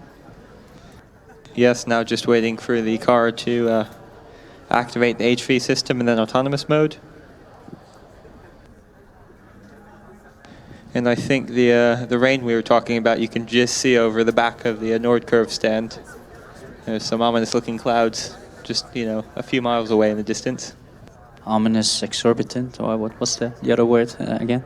Exuberant. Exuberant, sorry, yeah. So it's ominously exuberant?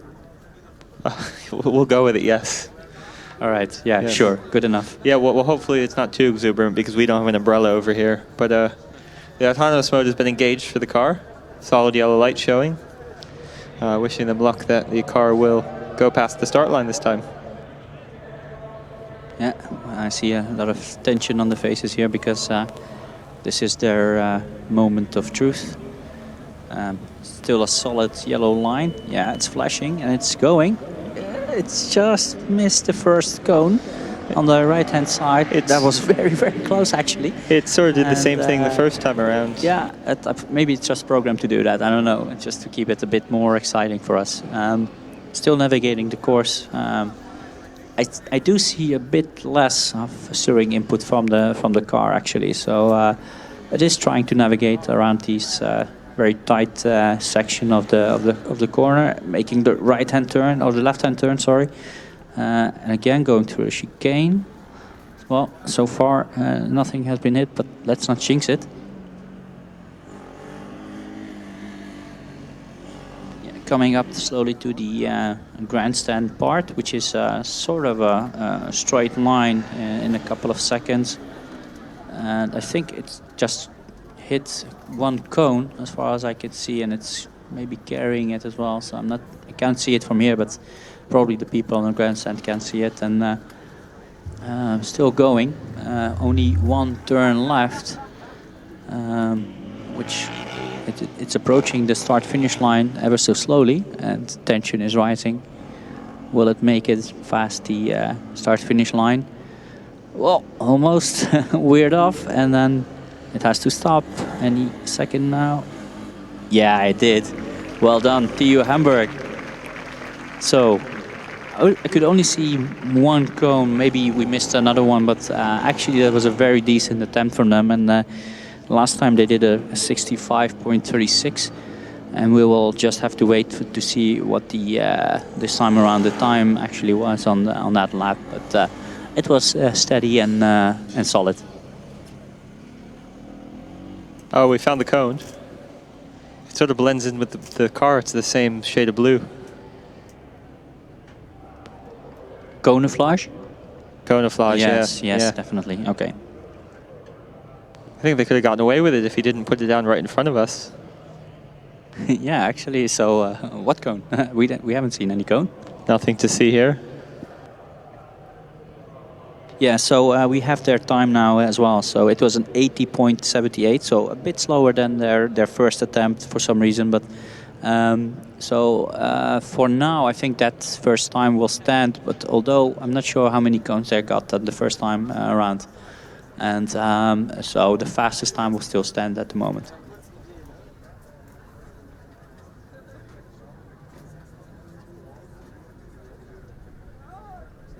And those ominous-looking clouds that you were talking about, Austin, they're coming this way pretty fast.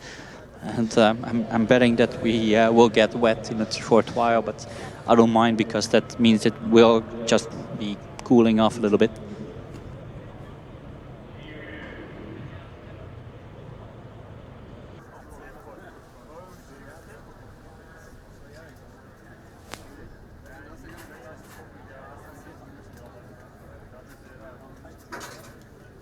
Yeah, it's getting windy over here.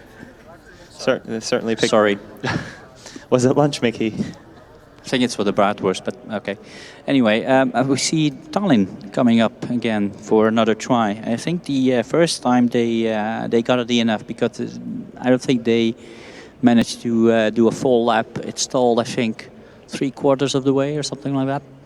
Yeah, I think this was the one right in front of the grandstand. And they'd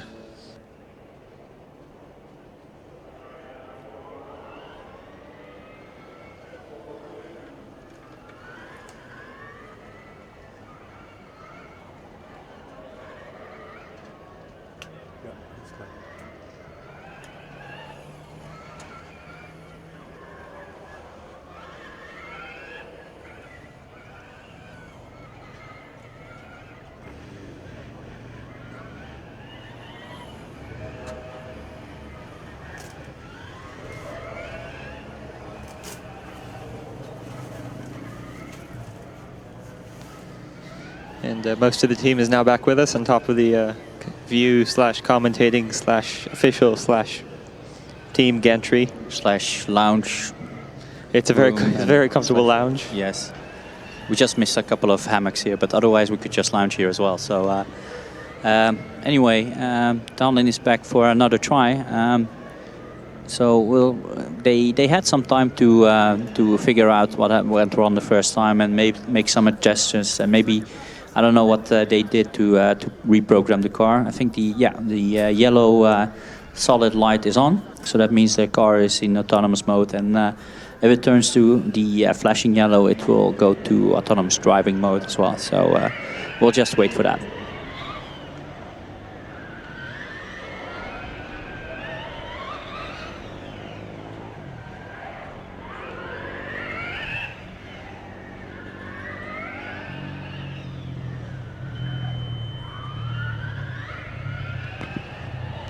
And the car makes its way past the start line. The computer making small steering corrections. Some larger steering corrections as well. It's around the first corner successfully. Now to go to the sweeping right-hander.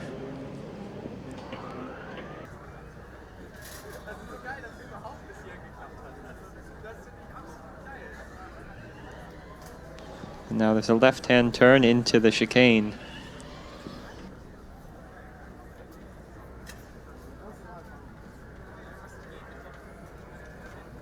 Oh, I thought he was going to hit that yellow one, but it moved just in time.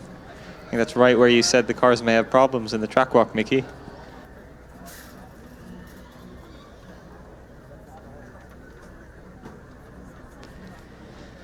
They're still going around. Yeah, this time it's just about finishing the lap, isn't it? I mean, it's not about the fastest time or anything, but just knowing that you can navigate the track successfully, which is actually quite a tricky track. We've seen also the top teams getting cones, and I think, yeah, the moment we said it, it's got 2 cones, and I think it ate one up as well, and it's carrying it as well. We'll see here when it stops in front of us. Yeah, it's back on course now. There's 3 more corners to go. Somehow they all seem to have some trouble just by the grandstand coming out of that turn. So I'm not sure why, but exactly on the same spot they all seem to have some issues. This is complete speculation, but it's one area of the track where there's just blue completely in the background. And whether or not that's confusing the cars a little bit, I don't know, but maybe possible. Meanwhile, yeah. Cars around the last corner. Oh, gives a bit of a scare. Yeah. It's now crossed the line. It's got a time. It's got a time. It does a time, and it did actually stop. So I think this will be counted as a valid lap time, although some cones, but still. We have a time for them, which is 125 seconds. So it will not be a lot of points, but it looks like it's a valid lap time. So they should be happy with that.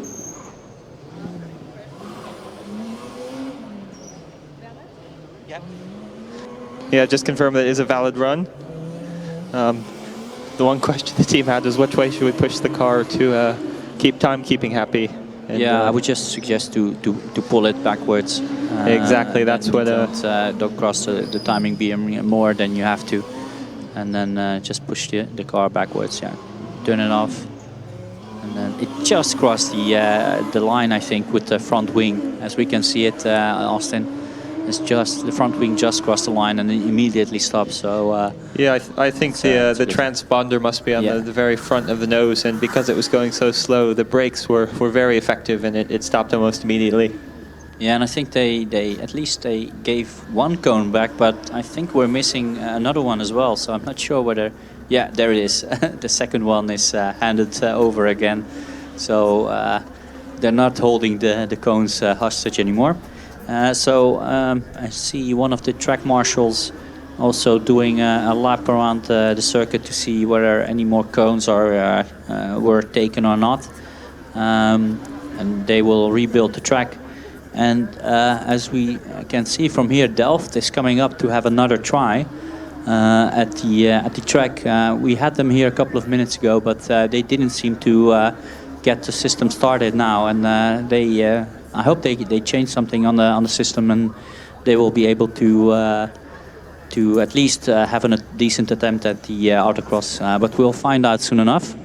And yeah, well, we have a bit more than half an hour in the autocross event left. So even the cars that are in the staging area, which is, as far as I can see, it's Augsburg and the Zurich team as well. So we might see them out on track as well.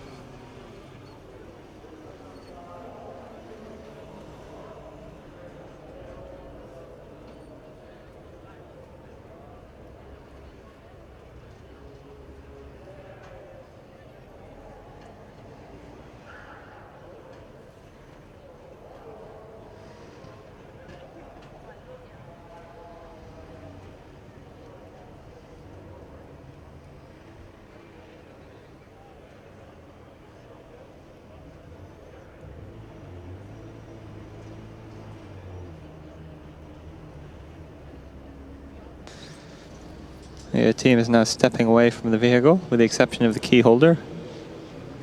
The key master, sorry. Moves activated, autonomous mode.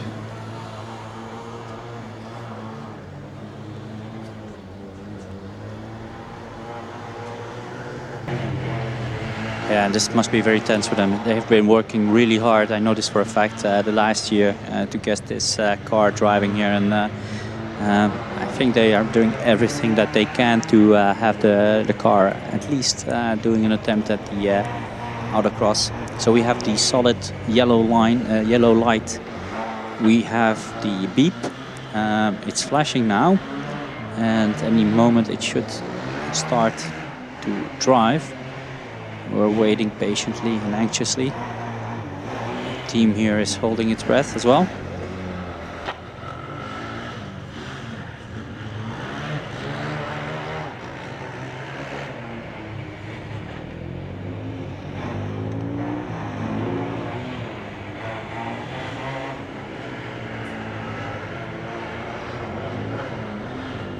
And unfortunately, another safety stop from the car.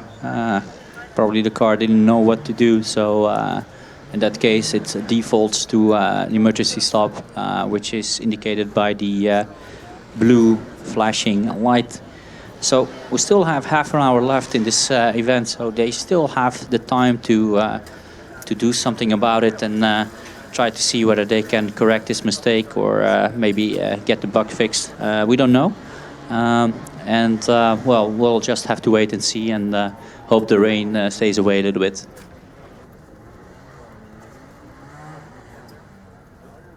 Der fährt nichts.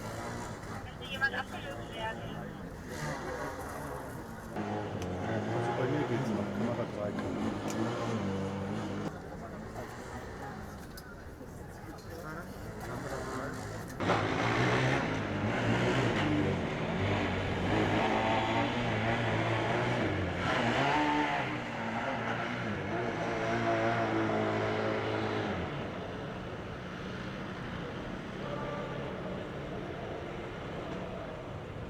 Yeah, we have an update also on the acceleration times. It seems that Green Team Stuttgart has put in a 3.467, making them the fastest car at the moment, closely followed by the Dresden car, which is a 3.486. So it was Karlsruhe, but it has been overtaken by both Stuttgart and Dresden for the top spot. Looking at the combustion class, I see that still the Chinese team from Changchun University is still in the lead with a 4.016, very, very closely followed by the Italian team, car number 218, with a 4.049, and also Thessaloniki with a 4.061, and Gießen with a 4080. Speaking of combustion cars, Mickey, car from Roma has approached the starting line again, car 519. This will be the third one. Let's see if they've turned up for speed yet again.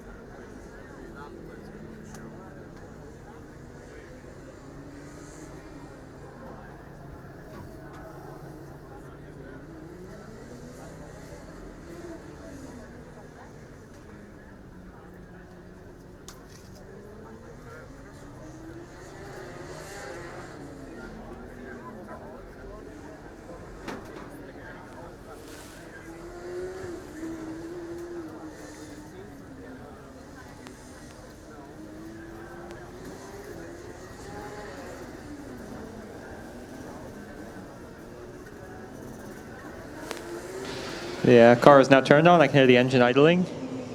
Anything like previous runs, it will start to idle a little bit quicker as the autonomous drive mode is getting closer to engaging.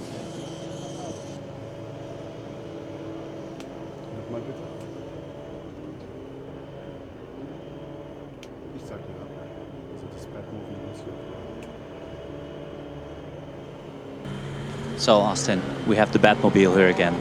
How cool is that? It's pretty cool, and from what I heard from the team, it's going to be a bit quicker this run, so may not expect a clean run, but should be exciting. Yeah, definitely it is. I don't think they're holding back now. No more safety systems or, you know, limiting the speed to 25 kilometers an hour. It's actually looking quite nice. It just collects two cones so far, which is less than we hoped. 3, 4. Carrying 3 cones as far as I can tell, so we will have to collect them back, but still going strong. So not too bad actually. It looks really cool. Crossing the line, has to stop, stop. Yes! Wow! Well done. These guys are so happy. Wow. You could see, probably the people in the grandstand could hear the guys cheering here as well. So wow, well done. Very impressive drive from the Roma car. Very cool to see a combustion car going that fast. It's really cool. And a very good time as well. It was a 37.98 according to my lap time. So the sign is showing a 38 seconds. So that's actually within the 150 percent lap time of the fastest car. So wow, that was impressive.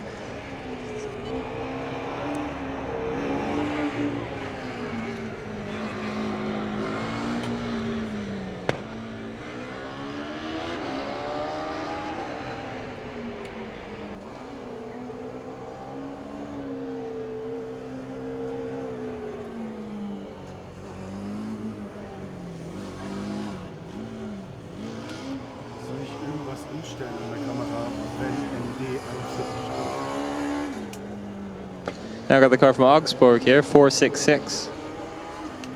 Hier blinkt was auf dem Bildschirm. D auf 1/4. Das ist wahrscheinlich eine Empfehlung von der Kamera. As you remember, they made an attempt earlier, but didn't manage to finish, so hopefully they can have more luck this time.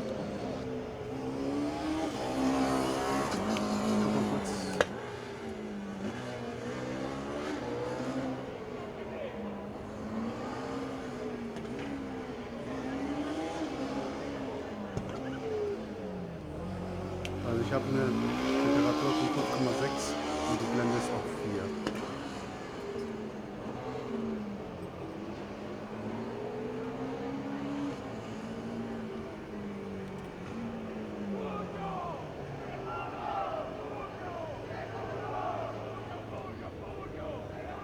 Alles klar, bitte nur die Regie ansagen.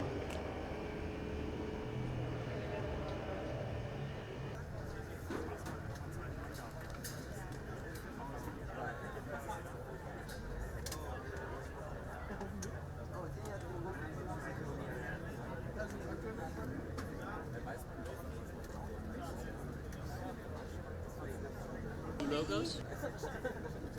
And we see. So the autonomous mode is now engaged by the solid yellow light. We'll wait until everybody's in a safe position, and the keymaster will then fully activate the autonomous mode, and the car will begin its run.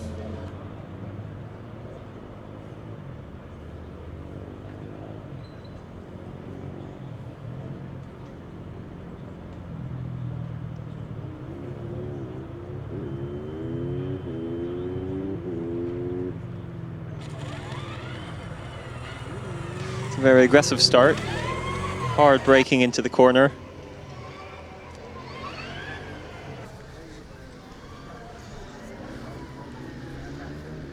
Around the left-hander, well, partway through the left-hander.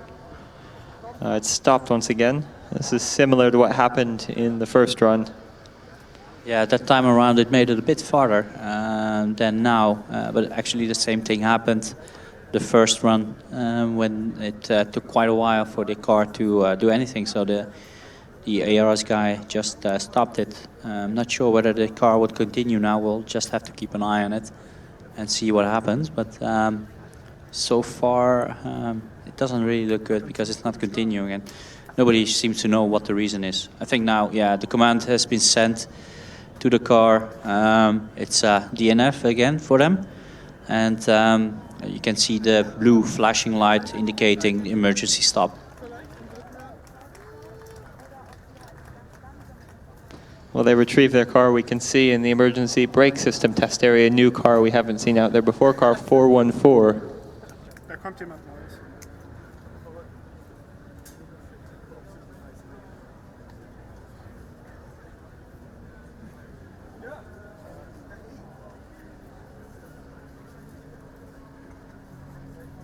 Had to check my fact sheet. Car 414 is from Budapest, so hopefully they can have some luck and complete the emergency brake system test in the next few minutes.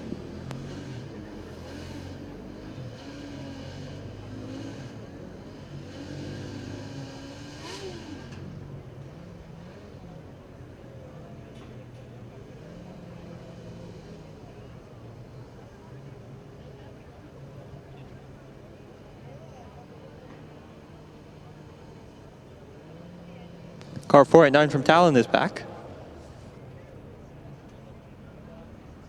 Just being wheeled up to the start line. They said a pretty reasonable lap on their first time around. Let's see if they're. I'd imagine they're going to turn it up. There's no point in turning it down, is there, Mickey? No, actually it's not. So you just have to go. I mean, there's no reason for holding back at the moment, right? So you don't have much time left. You only get a couple of shots, and you have to take them and hope for the best.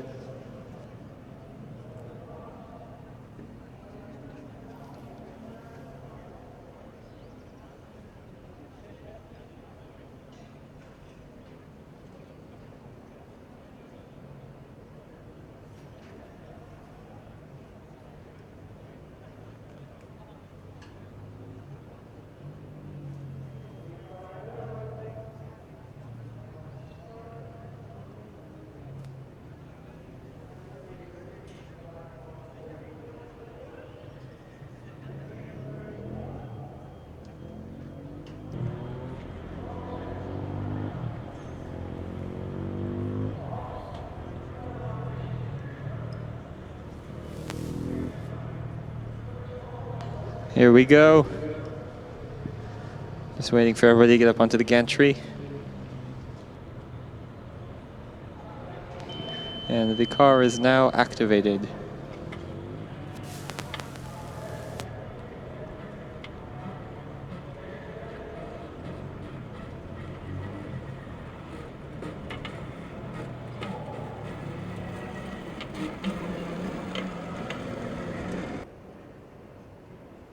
Takes a late apex into the first turn, presumably to help with exit speed through the right-hand kink.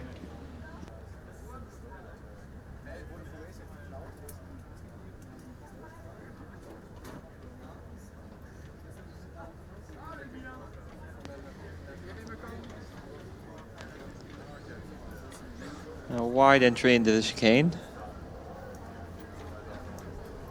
Seems to be taking a pretty good line through all the corners.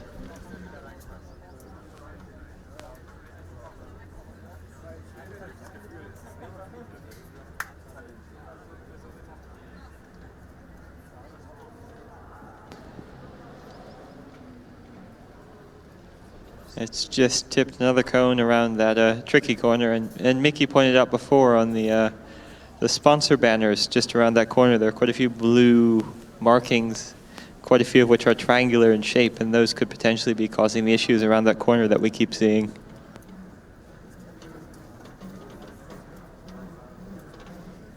That's purely speculation, just guessing.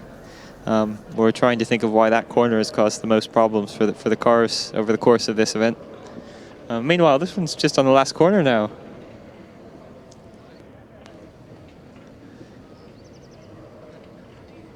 About to cross the line, and it's stopped. It's come to say hello at the end of its run, but it's stopped.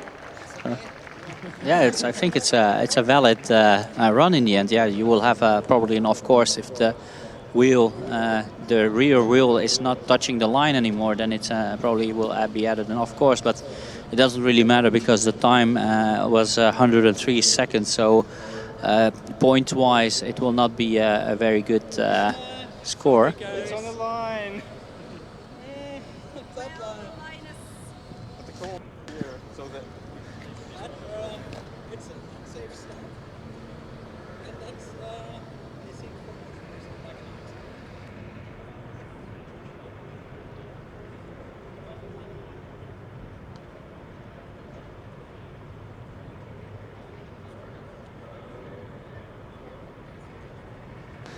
There's some discussion going on about whether the car has exited the track or about whether it was an unsafe stop. Looking at it, the car has actually crossed the green line painted on the track by about 5 or 6 inches, but not quite the width of the cone. So they're having a bit of an animated discussion with the official about whether or not it should be considered an off-track, and if it is an off-track, whether or not that's considered a successful run, because it's could be considered an unsafe stop. But we'll let the discussions continue and hopefully get a word with the official once the discussions have concluded. And I think he's taking some pictures, and this will potentially be brought to further review so that the next team can line up and take the start. Well, you can say they're not being thorough though, so the official is taking pictures to see. It's almost like a crime scene, isn't it, Austin? It's like they're almost going to draw a line around the car indicating a corpse which they found by the police, and to see whether they can have some forensics on it as well. And in my opinion, it wasn't unsafe. I mean, it didn't look unsafe from where we were standing. The car just came over to the team to say hello, and it stopped on time. Probably it's still touching part of the green line as well. It started to correct itself back in the direction of the track, so it's not like it was continuing the turnover to us. So in my opinion, that should be allowed to be valid. I mean, points-wise, it still will not be quick anyway, but it's still it would count as a completed lap. It's good for their honor and ego probably as well. So why not? Yeah, exactly. So we have 13 minutes left in this autocross event, and I think we have the Zurich car back here. First time around, they did a 31.16, and they have quite a challenge on their hand because Karlsruhe did a 24.11, so that's 7 seconds faster on this track. So actually quite curious what Zurich is able to do. This should be very, very interesting because I don't think they want to have Kit winning this event. No, I agree. I think Kit had an earlier run, so on average it's around 26 seconds. But still, that's quite a massive time difference they're going to need to equal that average. I think it's about 10 seconds quicker they need to be than they were in the first run. Yeah, and you know, they won't have it, will they? They will just want to win every dynamic event that they participate with the driverless, and they want to continue their dominance on the driverless era, as we can call it, and it's a proper battle. Yeah, I think we're about to see something exciting here, Mickey. One way or the other, it's going to be exciting. Yeah, I think either the car will go blisteringly fast and put in a time that we've never dreamed of, or maybe collect a couple of cones, or a combination of the two. We don't know, but we're quite anxious. So the tractive system active light is on. Also the driverless mode is on, and it looks like the car is launching, and we hear the car. Yeah, there you go. And it's off. It looks really promising. First track off. Actually power sliding through the first corner. Car. That was a four-wheel drift. That was a four-wheel drift, actually. It looked really, really impressive. I don't think a driver could have got it better than that. Coming up, the fast sweeper. This looks very, very fast. So crossing the line now. And a very controlled stop. That was rapid. Stop. Yeah, blue. That's blue. That was quick. Very good, very good. Wow, that looked really impressive. Not sure whether it was faster than the Kit car. We'll have to find out. We don't have the... I don't think we saw any cones now for the Zurich car, did we? No, that was a clean run as well, despite the best efforts in the first turn with the four-wheel drift.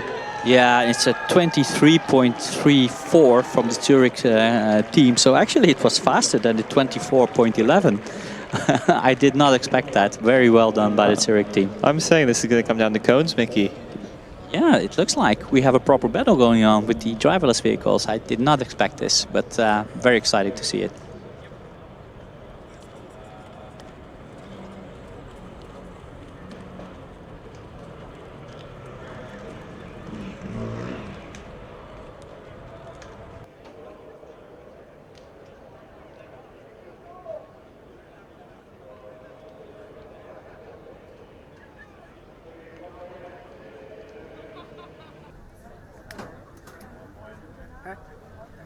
Der Samuel auf der 3 auf der Insel möchte abgelöst werden. Yeah, they're allowed to do, just talking to Austin here about how many laps they're allowed to do. We heard from the track marshals here that they are allowed to do at least 3. I'm not sure whether that changed. Maybe we can ask the guys at the track. Well, we saw Roma do 3 already. So I'd imagine if Zurich can get the car turned around properly, done some very, very basic maths, but if they can put in another lap time like that, I think they can wrangle the lead away from Karlsruhe, at least until Karlsruhe go again. Yeah, exactly. They have, I mean, on average, I think they're just a bit faster now. The Karlsruhe, although the fastest time is still in Zurich's hand. But I think the average lap times of the Karlsruhe car is just a little bit faster. But also they have the option to go another time, right? Because they had only 2 runs in the Karlsruhe car. Exactly, yes. Is Zurich coming around to do another run? I think they are. They might actually listen to us sometimes, Mickey. Well, we're pretty awesome, so why shouldn't you listen to the commentating team? No, actually, this would be quite a stunt if they manage to wrestle away the fastest average time from the Karlsruhe car. Looking at the average time of Karlsruhe, it's at 24 and they at 28, right? So that was that gives them a 26-second average time. And Zurich had a 31 and a 23. So that's, let me do a quick math here. It's 27 second lap on average, right? So if you count the averages. So it means that third time around they will have to do another 2 seconds faster to be fastest on average.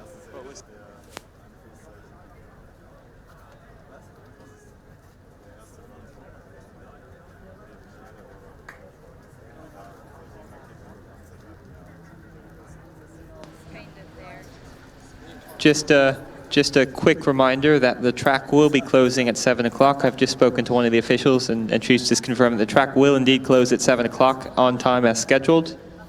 So I don't want to surprise any teams at the very last minute, but actually it looks like Budapest has made their way into the dynamic area. They must have passed the brake test in the background where we're looking at one of the other cars going.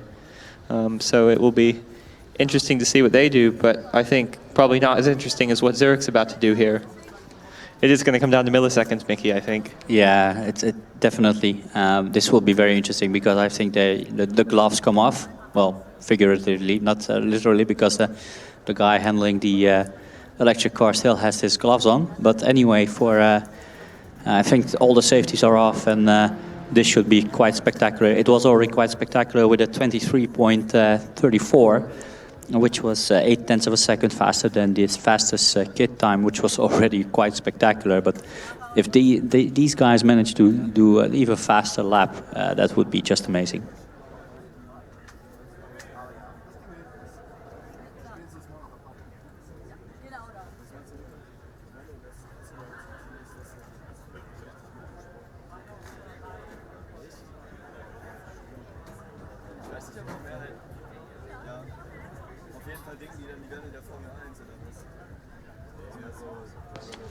We've just been notified as well, since Budapest hasn't a run after Zurich's run here. Budapest will get priority since they haven't gone already. And then depending on how much time is left, which I don't think will be a whole lot, we'll see if anybody else can go afterwards. Sort of half expecting Karlsruhe to sort of be running through the entrance to the area with their car, although no running is allowed on site. Good remark from there. And I think the Zurich car is launching. Yeah, there we go. This should be very interesting. That's deep breath. Wow, that's again a power slide over there. Four-wheel drift. Going even it looks even faster though. It's like very impressive so far. No cones hit. Coming up to the tricky part. Also clean through that part as well. And coming up to the final line, going over the line. Nicely done. Wow. And solid blue. Yes, solid blue. And well done by the Zurich team. Another great run. I hope the officials have their calculators at hand. Yeah, I'm probably thinking that they would have an Excel sheet for that. But 23.13. So they didn't just match their fastest time, but actually shaved off 0.2 of a second, which is very impressive. And I think Austin is taking out his calculator and trying to see whether they actually have a better average time than Kit. Although this is all very unofficial, but still it's about the average time at the moment, because the second and the third laps were faster than the first one. So, okay.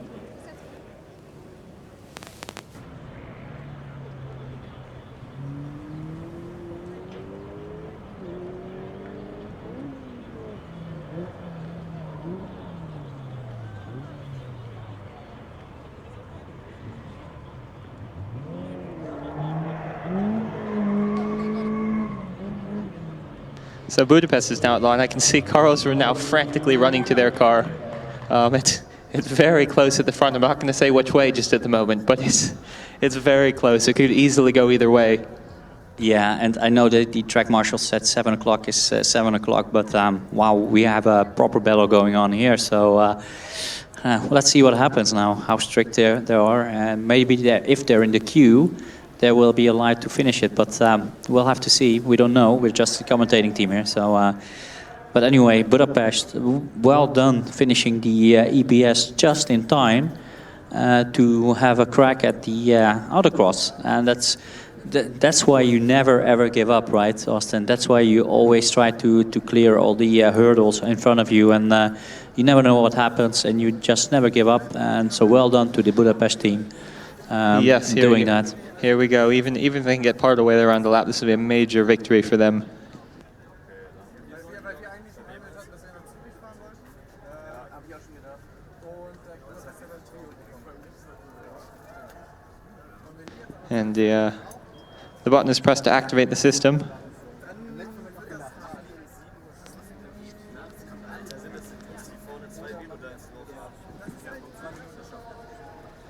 Car is currently stationary before the starting line. Yes, this is very tense for a moment for the. And the official just saying there's 1 minute allowed until the car needs to move.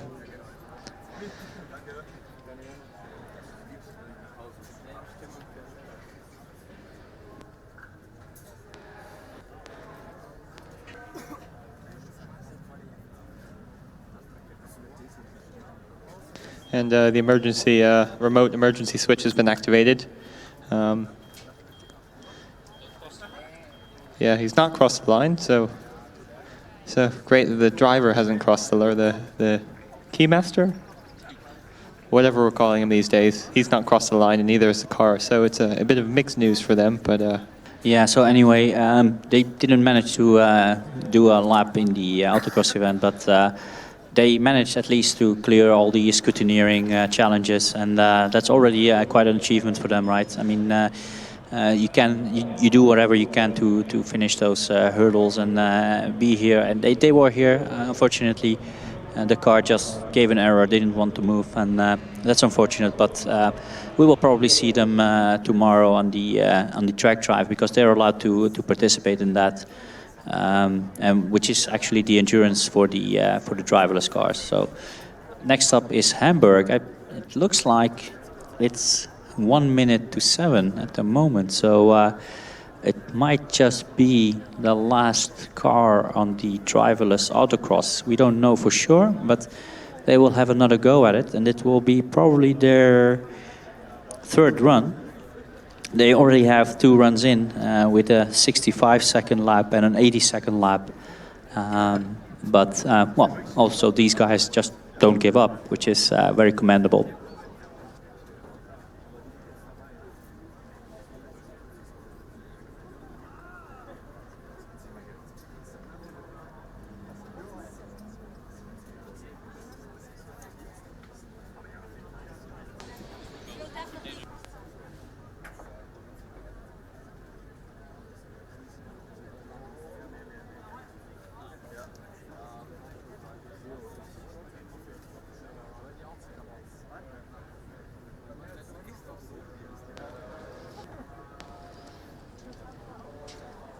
Here we go. Officials something in German. I'm guessing it means you can go now. Yes, I'm seeing the car going quite solidly, looking for the track ever so slowly, and so seeing a couple of more inputs from the driving system as well. So it looks solid though.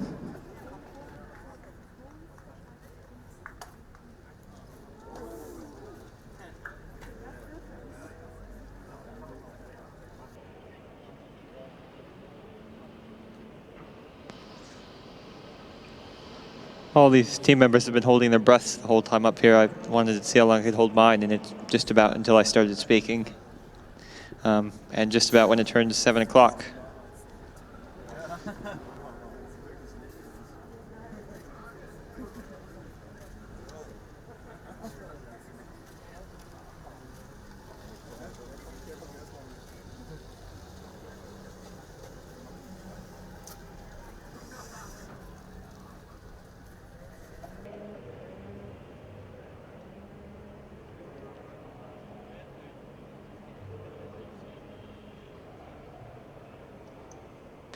And they make their way around to finish the lap. Car is hopefully going to stop. And it has. It's successfully stopped. A great job from Hamburg, and a great way to, I think, end the driverless autocross. And so just confirm that is the end of driverless autocross. It is very close between the top 2 teams, but we'll either let them figure out who the winner is, or you'll be surprised tomorrow evening, I think.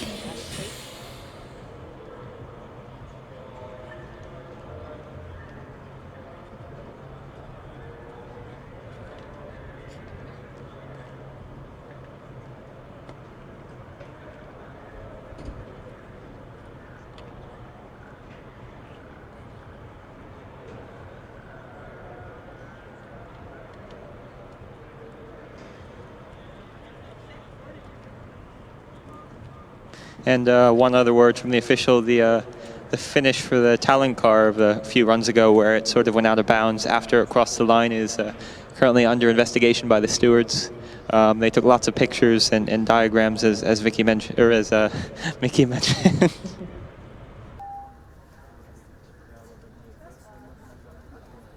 Well, Austin, did you just call me Vicky? I did. I did well, confuse you with my girlfriend. Well, I actually don't get that a lot, to be honest. But either way, that's currently under investigation. I think the stewards will publish the results in due course. But otherwise, thanks for joining us here. What turned out to be a very exciting driverless autocross. It started off a bit slowly, but once we got going, we had a car pretty much every 5 minutes until the end of the event. We had some four-wheel drifts. We had lots of cones. We had lots of finishers as well, which I think was the most promising bit of the whole event.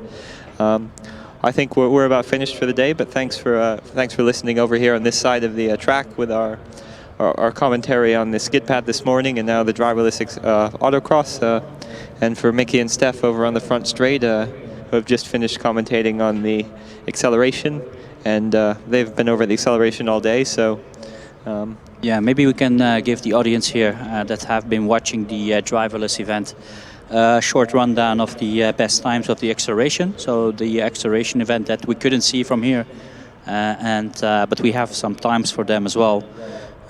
So actually it looks like the electric event there was won by the Green Team Stuttgart with a very fast time of 3.467, closely followed by KIT for 3.48, Dresden 3.486, and then Munich with a 3.605, followed by Leuven actually in 5th position with a 3.729. If we look at the combustion class, we have a new top leader on the combustion car. So the Coburg team actually managed to beat the Chinese team in the last 4 minutes of the session, because I have a timestamp here of 18:56. So that was 4 minutes before the end of the acceleration event. Coburg just managed to beat the Chinese team, so they will be collecting the trophy for that. And also on 3rd place, it's the Italian team from Arcavacata, the Rende University or something like that. It's actually car number 218 with a time of 4:049, closely followed by the Gießen team, car number 221 with a 4:080. Also, we're quite closely followed by Pisa and Stuttgart, and just behind them it's the TU Graz. So that's it for us today, at least. Austin, we had actually quite a spectacular driverless event. First few hours weren't that spectacular, but after that it actually became quite a battle between the KIT car and Zurich car. We'll see tomorrow. It will all be decided on the track drive between those teams, probably. And we'll be back tomorrow again with some more commentating and more, bad word jokes from our side. So thank you for listening. Thank you for bearing with us. Austin, any final words? No, yeah, just thanks for listening. As always, get in touch with us on any of our social media channels or YouTube, and let us know if you have any questions. We don't necessarily always see them right as they come through, but we've got a whole team of people helping us. So certainly let us know if you have questions, and also fill out the commentators form if you haven't done so already. I'm also glad that there's been an invisible wall going up from the north curve, which has sort of kept the rain away from us, at least until the end of the dynamic events. So we'll head for shelter now before that starts, Mickey, I think. But have a good night, everyone.